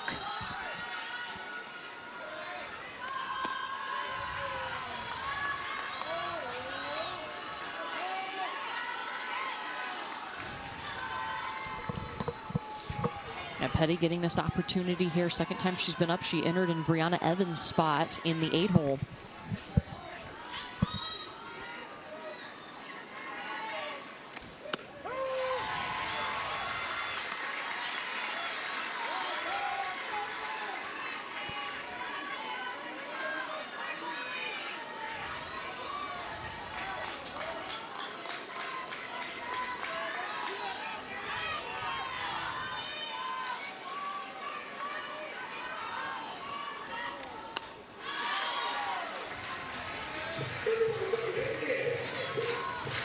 Troutwine ahead 1-2. What an addition she has been to Oklahoma's pitching staff. Transferred in from North Texas, had an amazing 4 years there, and now an all Big 12 first team selection. She was the Conference USA Pitcher of the Year last season.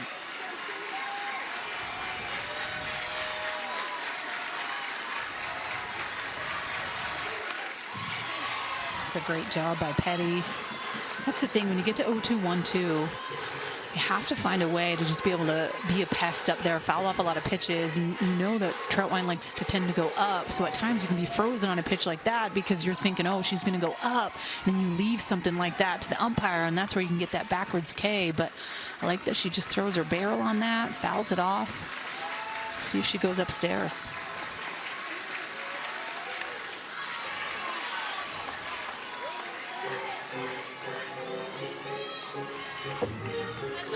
And when you think about Oklahoma's pitching staff and the 66 innings that they've lost on the year, in moments like this where you are facing that pressure, and what Coach Patty Gasso really talked about is how much they throw live to their hitters and the battles and how they're being tested. That's when you need to remember how battle tested you are and ready for these moments, because this is a battle.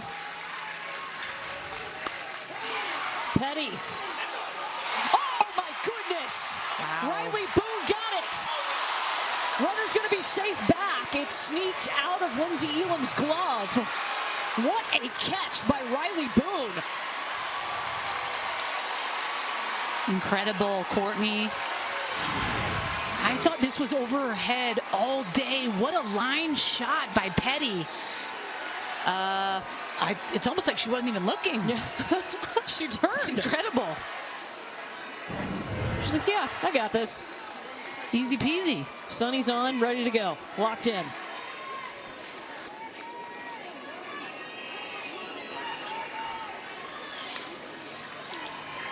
My goodness, what a grab by Riley Boone.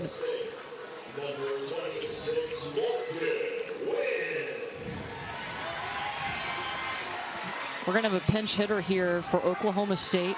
Morgan Wynn. She has pinch hit in this tournament.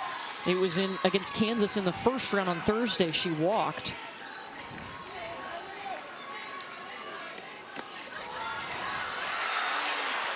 Hanson, once she found the ball, immediately threw to second. Runner holds. I need to take another look at this catch by Riley Boone, Courtney, in right field. Yes.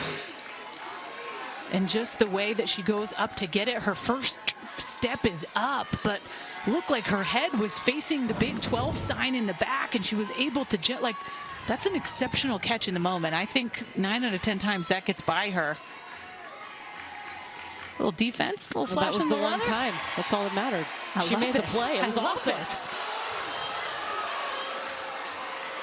I mean, she's an exceptional outfielder, but I just think with her taking that initial front step first instead of the back step, because she couldn't tell it was so hot off the bat, but she redeemed herself. So good.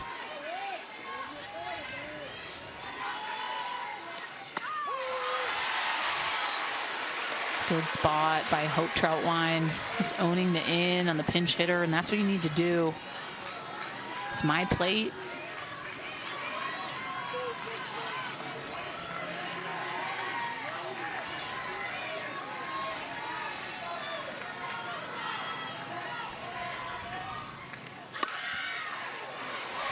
Grace Lyons is there to make the play. Some great defense for Oklahoma, and we're still knotted at 3.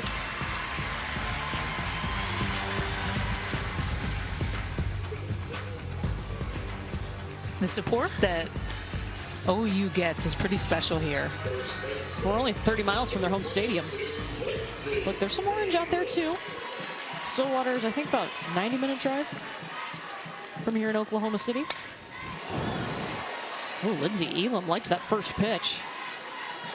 Oklahoma State had the lead in the 5th inning until Jocelyn Allo said, solo home run to tie it.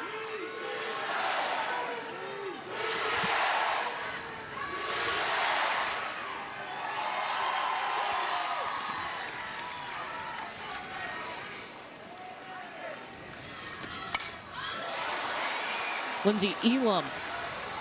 This will be short, and Chelsea Alexander is there. This is what you want with the Big 12 championship. New format this year. They played single elimination. Oklahoma got the bye because they won the regular season title, so they didn't play until yesterday. They were able to take down Iowa State. Oklahoma State has never won a Big 12 championship. Oklahoma is seeking its 5th straight title. They've won 7 Big 12 tournament titles. Now, this tournament wasn't played from 2011 to 2016. And, of course, not in 2020 either. Morgan Day throwing that little off-speed curveball that she's worked on over the off-season. Coming in at 55 miles an hour. I think she's done a really good job since she's come in, just kind of changing speeds, hitting good spots. Now, the only hit she's given up is the home run to Alo.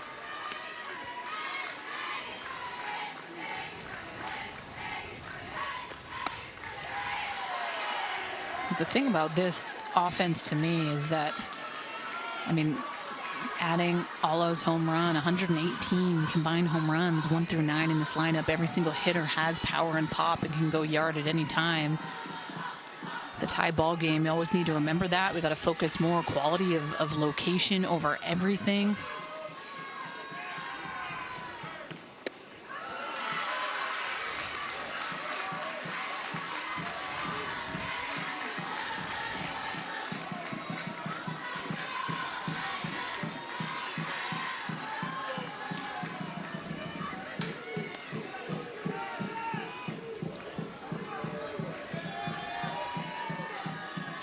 Two balls and a strike to Alyssa Brito.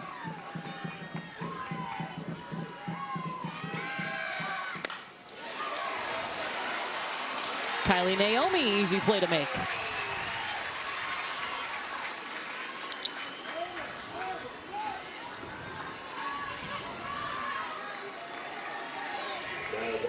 Want to let you know, if you're looking for that SEC Tournament Championship game that has started over on ESPN News, that's Missouri and Arkansas. We will get you there as soon as we finish this one. The Big 12 Championship tied here in the bottom of the 6th. Jana Johns coming to the plate.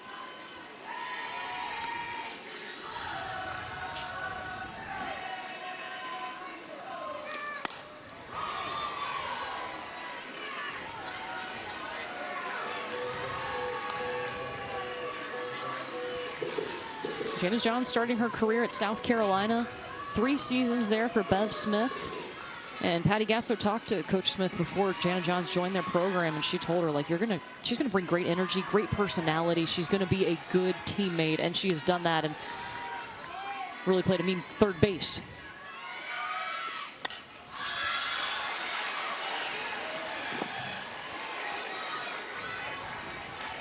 A good teammate for me is the highlight, right? Yeah. You're going to a program that's highly competitive at Oklahoma, and you have to enjoy what you're doing. You want to be able to come to the ballpark every day with that good attitude, and it's such an important piece to team success when you have each other's back. You're all kind of that collective unit, and there's no selfishness on that team. And at times with teams that are that talented, there can be. I think that's kind of that leg up and what makes Oklahoma so special. They're very selfless. Jana Johns, too, she had a big home run in the Women's College World Series Championship Series against Florida State. Florida State won the ACC tournament today, beat Clemson. I know, I was a little shocked yesterday, Virginia Tech losing to Clemson. Yeah. Not ever to take anything away from Clemson. They're phenomenal. Valerie Cagle, she's one of my favorite pitchers to watch, but so is Keely Rochard as well.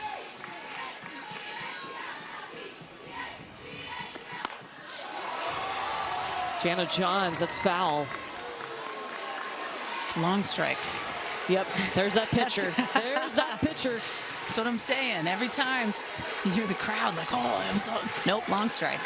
She has fouled off every pitch of this at bat. This is where I kind of nibble on the outside part of the plate. Maybe that off-speed curveball, drive it 2 balls off the plate. See if you can get Jana Johns swinging at something.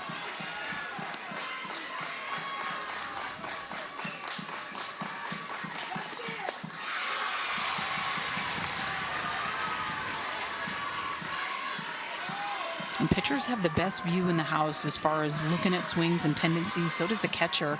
But even though pitches are being called from the dugout, Morgan Day has to know and see it and have that feeling when a pitch is called, where that ball wants to go, location, especially understanding and respecting the counts. It's a slow roller, but it gets by Sydney Pennington. Jana Johns with a heck of a battle.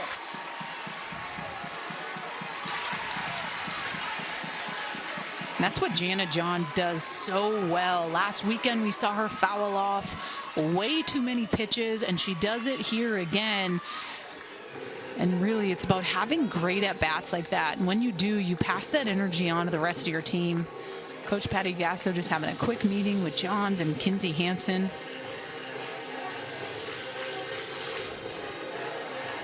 Hey, you've got Johns on, and you've got a player like Kinsey Hansen who had a single in the 3rd inning.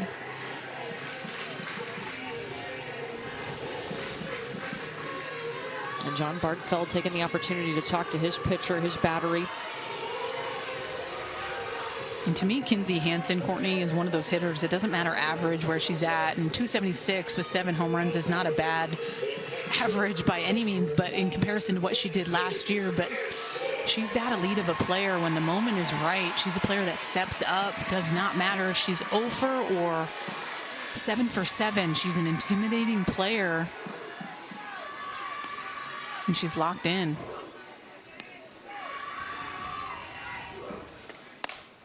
Oof.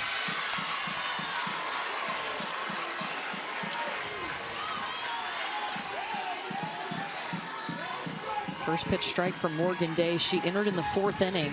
Kenny Gajewski told us that was the plan coming in all along, to go ahead and change pitchers in the 4th. Iowa State had a lot of success working multiple pitchers against Oklahoma, at least slowed them down yesterday. Morgan Day jumps to a quick 0-2.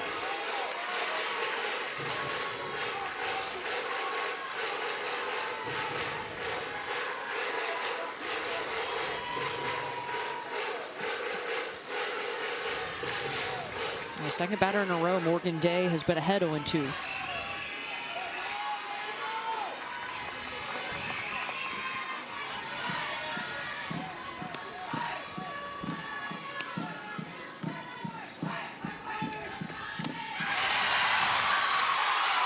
Strikeout. Morgan Day wins that battle. How about the fire in the circle for the Oklahoma State Cowgirl? Phillips 66 Big 12 Softball Championship is brought to you by Phillips 66, proud sponsor of Big 12 Softball. Bedlam round 4, both teams throwing punches in this game in the best way. Oklahoma took the lead first, but then Oklahoma State not far behind. Yeah, Oklahoma State, found a way. Cheyenne Factor with this little bunt scores Chelsea Alexander. And she is fired up, but it's all over me, baby. Trying to get Oklahoma going. And what a game this has been. Punch for punch. Close game on every level. Runs, hits, errors. And this is the game that you want to be a part of if you're an athlete on the field, if you're a spectator, and if you're an analyst in play-by-play. Pretty lucky to be up here with you. We're super lucky to be here. Tie game in the 7th. Chelsea Alexander lead off. You know, she's that triple threat. Jana Johns on her toes at third base, crashing on that last little show me bunt.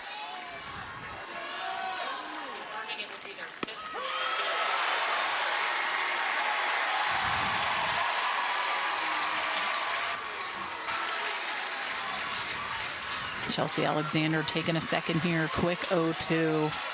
You just want to try to have a good, healthy at-bat. Try to get some momentum going here for Oklahoma State.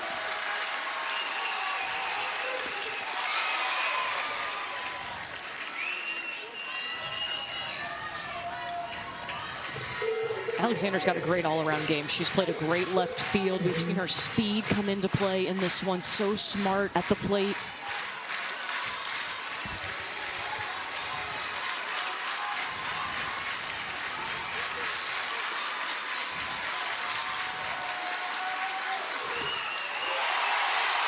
Good lights. I know the fans wanted it, but Terry Holt behind the plate has not been issuing that pitch. So I like his consistency back there. And sometimes it's easy as a blue when you have all the Oklahoma State fans that call a pitch like that, but I like that he stuck to it. This one rolls over to Grace Lyons. Got her.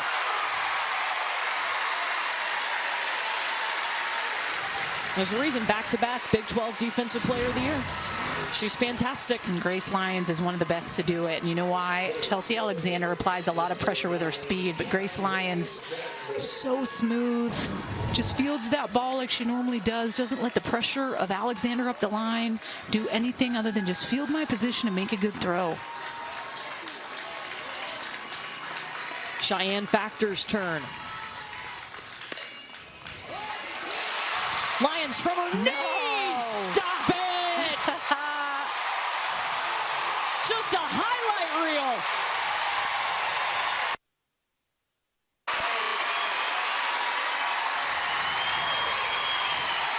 Big 12 Defensive Player of the Year, and this is why. Smooth like butter, baby. Lays out, quick transition. Hannon. SportsCenter Top 10 nominee. That's not the fake butter, too. That's the real thing right there. So much speed up the line. She has to have a bullet to lay out to be able to make that throw. Patty Gasso said she's the best shortstop she's seen. And it's plays like that that get you going. You hear the fans up. They are chanting, trying to bottle up some momentum here. But tough task with Carwile. She's been swinging a hot bat.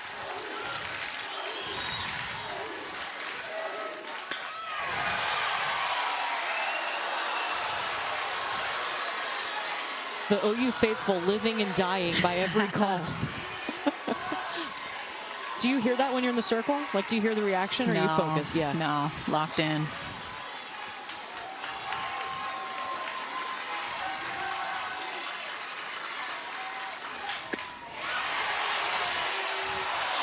They appeal it. She did not go. And this game, to me, is just a taste of what the postseason is about. I think she held back. I think that's the right call. But just the intensity of this game and the fans, and it's postseason time.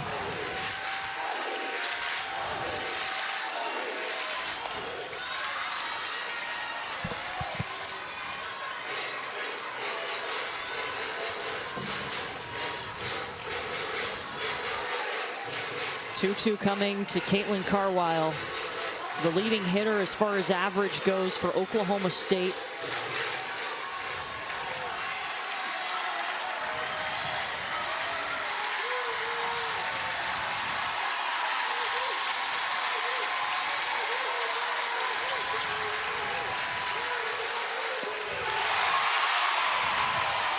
Foul ball.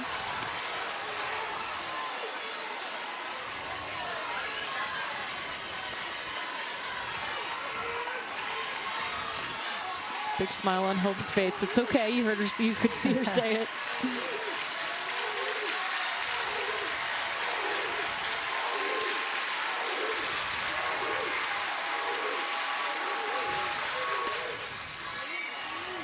This is a heck of an at-bat by Caitlin Carwile. The Pokes have had some really nice at-bats as this game has gone on. They really have, yeah. and they're primarily very seasoned and a little bit older. Carwile only being a sophomore, and Brianna Evans, who plays second base, a freshman. Everyone else is seniors, grad students. Lifted to left in foul territory.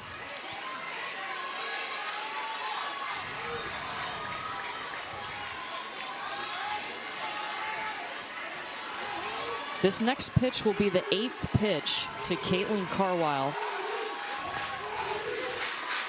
It's the longest at bat that Oklahoma State has had.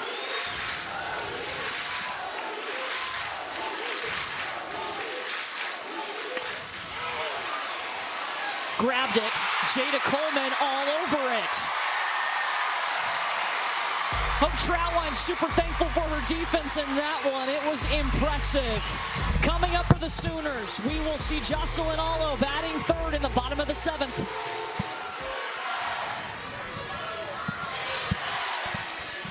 That little cutie cheering on. It'll be the 9, 1, and 2 hitters, starting with Riley Boone.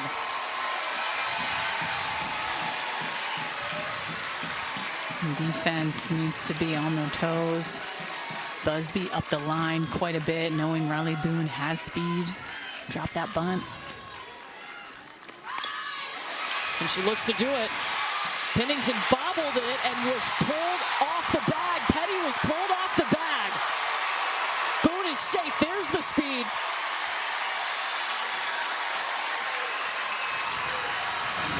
That's a hit for Riley Boone. And that's what I'm talking about when it comes to pressure. A lot of speed up the line, and Pennington's throw just takes her off the line a little bit.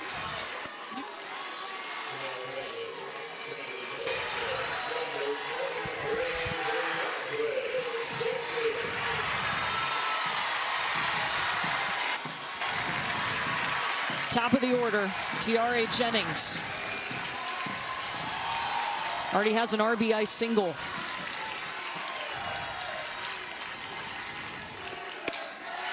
It's a tricky situation here, Courtney. Tiare Jennings, but I look at who's on deck. And it's Jocelyn Allo. And it's hard just looking at her power and her pop, and it's like you don't ever want to intentionally walk someone to put that winning run at second base, but you're kind of getting to that time where you're thinking, what are you going to do? And that's not taking anything away from Jennings. She can win this game in one swing.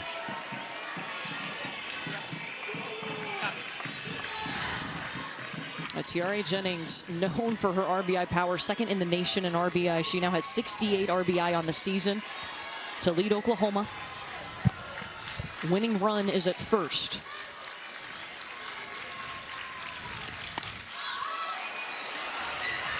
This will go into the stands.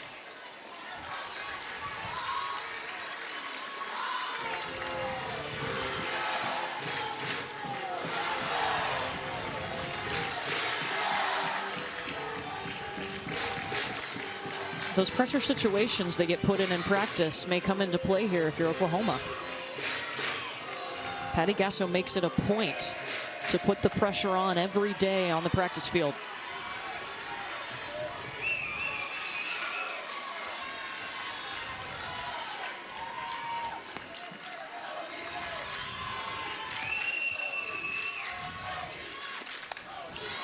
Most may not think it, but Coach Patty Gasso right now is absolutely loving the pressure that her team has to deal with right now.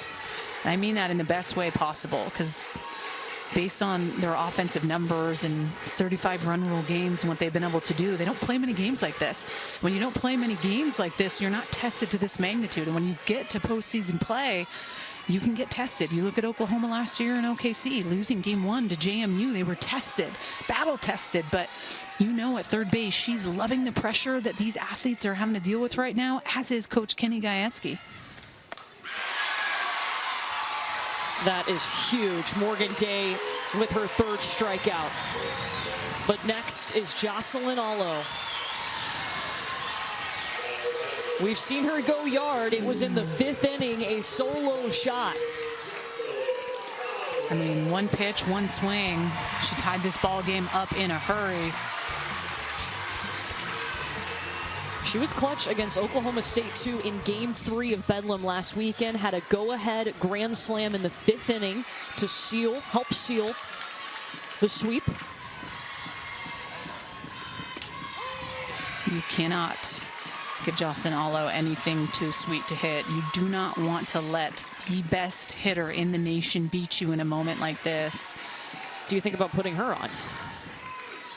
If Morgan Day can pitch to location way off the plate and be very smart, I think you go at her. But if you don't have confidence with that,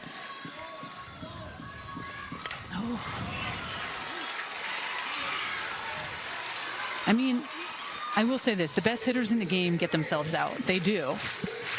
But it's just understanding the magnitude and the moment. And a hitter like Jocelyn Alo kind of rises to these challenges.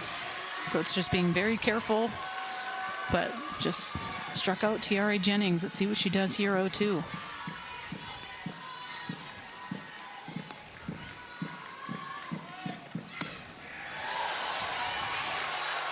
Oh, I'll let that one go by. Won't get the strike call for Morgan Day.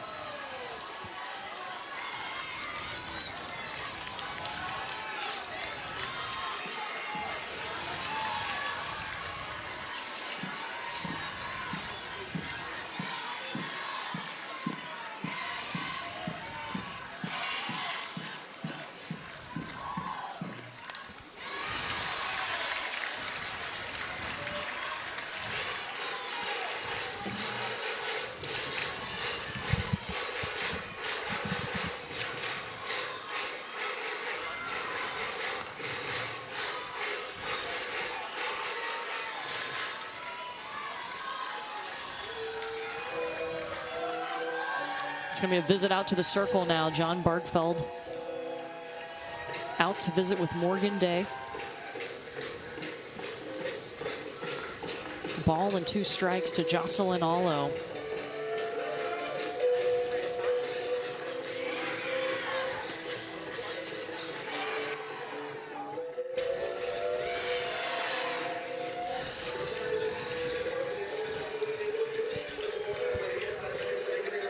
What a huge moment for both of these teams, and so important as we move forward in the NCAA tournament to have this experience, especially on this field where they play the Women's College World Series.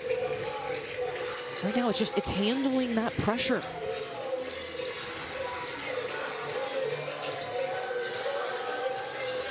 Pressure on both sides. Pressure on Jocelyn Alo, pressure on Morgan Day in the circle, on her defense behind her.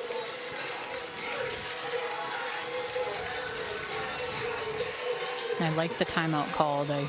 Just to go out, take a second, understand it's a 1-2 count, just have that quick conversation and plan of attack, see where Morgan Day's head's at.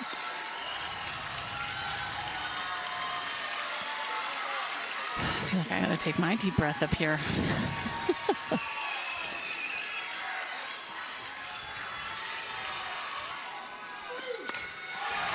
Jocelyn Alo. Cheyenne Factor sprinted over to grab it. Riley Boone still at first.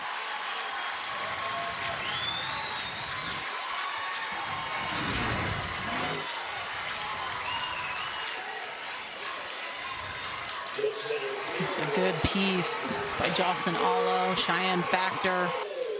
Obviously a ton of speed in center field. Fire me up, Morgan Day. Wow, that was intense. Not done yet. Jada Coleman up. Winning run still at first. Jada Coleman does not have a hit today. She did reach on a fielder's choice in the 3rd, struck out in the 5th.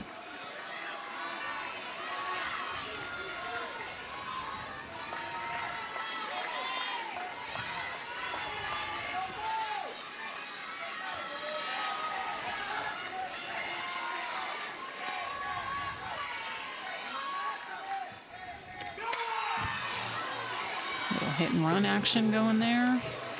Riley Boone was going on the pitch.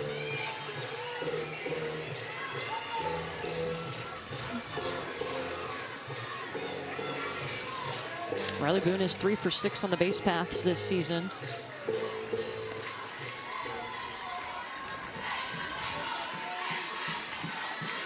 One ball, 1 strike to Jada Coleman. 2 outs.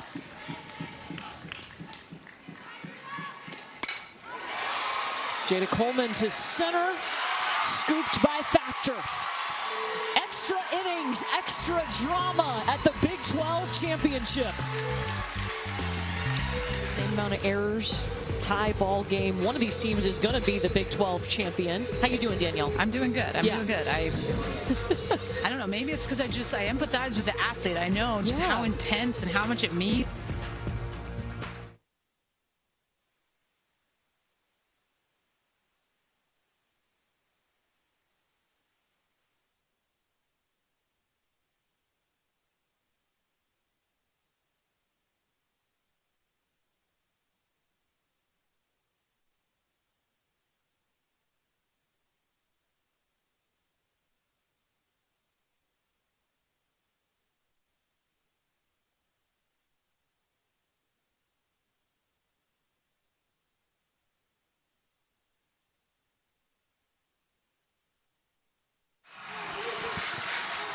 Guys, we welcome you back to the Big 12 Championship. Bases loaded here.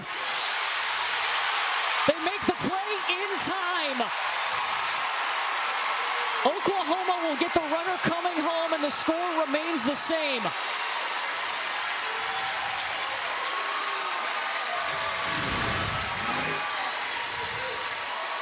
This is a great play by Tiare Jennings. Wow, so much pressure by Oklahoma State in this inning, but OU has not caved at all. They've stepped up in these big defensive plays. Bases loaded, none out, and the two great plays. 2 outs on the board since Nicole May has re-entered this game for Hope Troutwine. She's gotten 2 solid outs. Bases still loaded.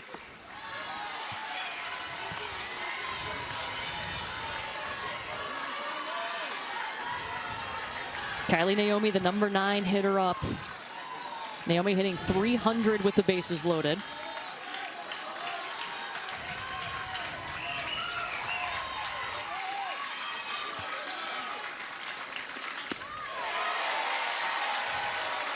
It's a great job by Kinsey Hansen behind the dish, but I just think it was a little bit out. What's it like for Nicole May to step back into this game, into this situation in extra innings? A little bit crazy, but in the best way. Yeah. I mean, pressure's a privilege, and this is an opportunity for her here to be able to step up and have her team's back and have Hope Troutwine's back.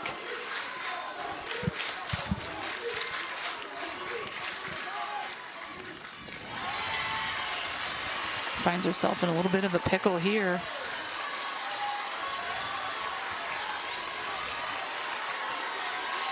Now 3 balls to Kylie Naomi.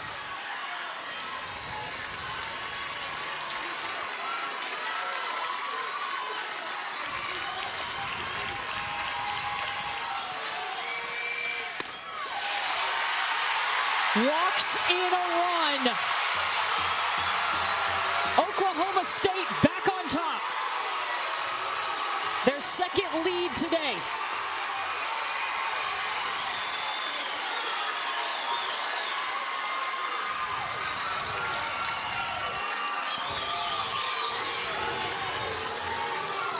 Oklahoma has lost 1 game this season. It was to Texas. But this by far the most pressure the number 1 team has felt since that game, for sure. Big time. This is a moment where pitchers are getting tested. Defense, offensively, I think Oklahoma State has done a really great job, which is challenging this OU offense, allowing them to get themselves out at times. But what a moment here.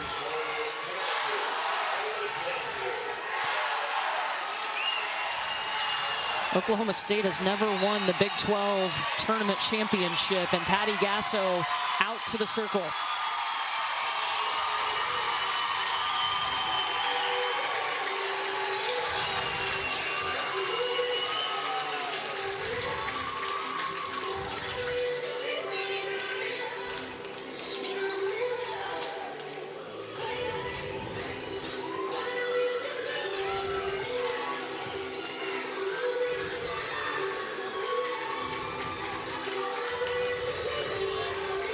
Momentum shifting towards the Cowgirls here. This inning has been interesting for all of us. Remember, but after last night's win, when Oklahoma State won their semifinal, Kenny Gajewski said, why not us? We have all the pieces to make it happen today. Well, and they experienced a lot going into Norman last weekend and being swept by Oklahoma. And to be able to kind of put the pieces together of what happened last weekend and carry it over into this game. We saw them play yesterday. I thought they had a really good, smooth game, and opportunity here for Oklahoma State to pour it on with bases loaded. Spark plug and Chelsea Alexander in the leadoff spot.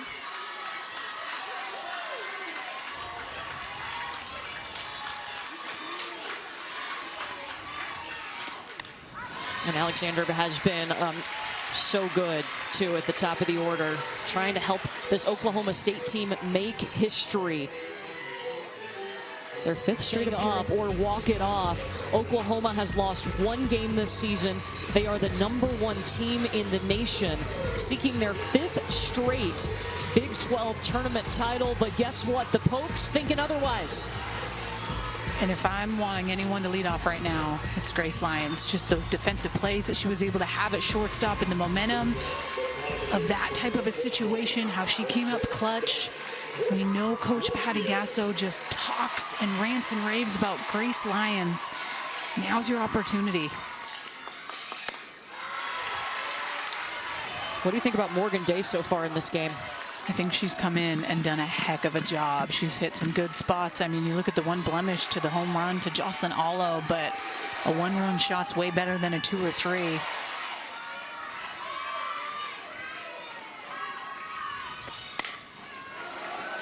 Kylie Naomi at short. Retires her fellow shortstop, Grace Lyons.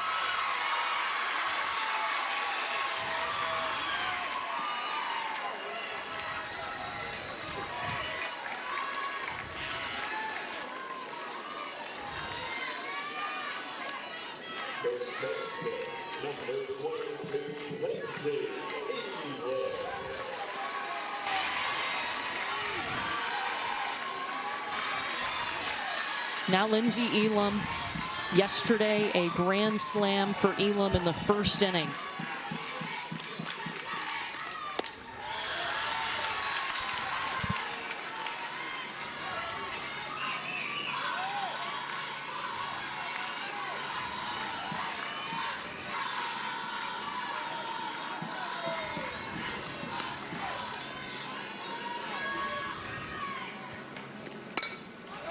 Elam. 2 down. Carlisle's there. Kidding me?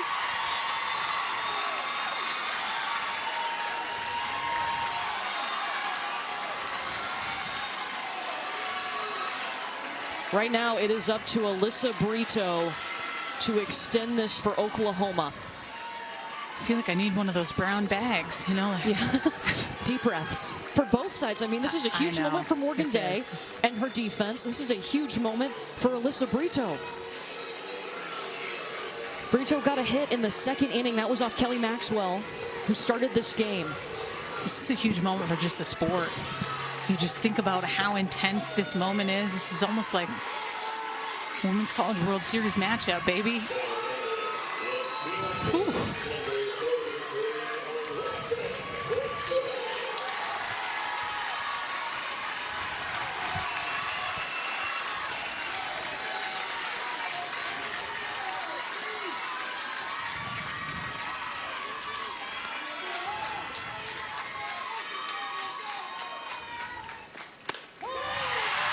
And I like that take on that pitch. You have 2 hitters in Grace Lyons and Elam that got out really quick, had very quick at-bats. Brito, want to try to extend this at-bat if you can.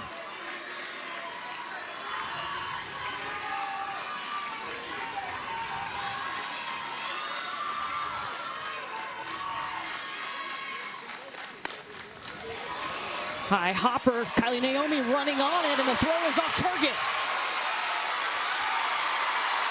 Brito is safe at first.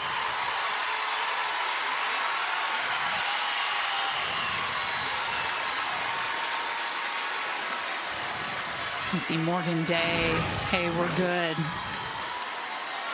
I think this was a base hit in my book all day. Naomi, I love the little on the hop, but just not able to get that money throw. The Pokes need to remember, have 2 outs.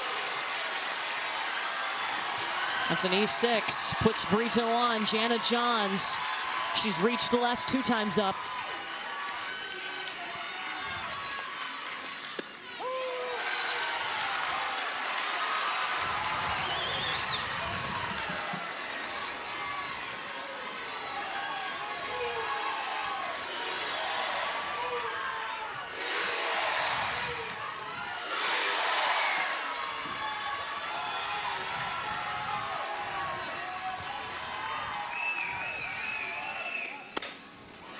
Naomi with another chance, taking her time, and Oklahoma State slays a giant! The Big 12 champion!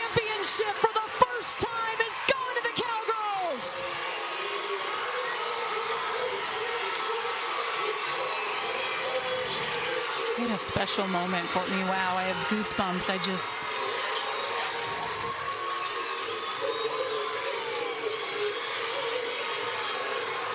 A fourth shot at the #1 team this season, and the Cowgirls get it done. And they put it together at the right time, and everything is kind of coming together for Oklahoma State. This victory is huge for Oklahoma State, but the preparation and everything that OU just had to go through in this moment, this is big. It is time to crown our Phillips 66 player of the game. It is Morgan Day, who entered this game. It was scheduled for her to come in the fourth inning. She made a huge difference. I think it's important, that pitch by committee. Morgan Day came in, shut the door. What a player. Oh, Oklahoma State, what a moment. Enjoy it, love it. Use this to fuel you into the postseason. Let's go. This could help Oklahoma State secure that top 8 seed in the tournament. We will find out tomorrow. The selection show at 7 p.m.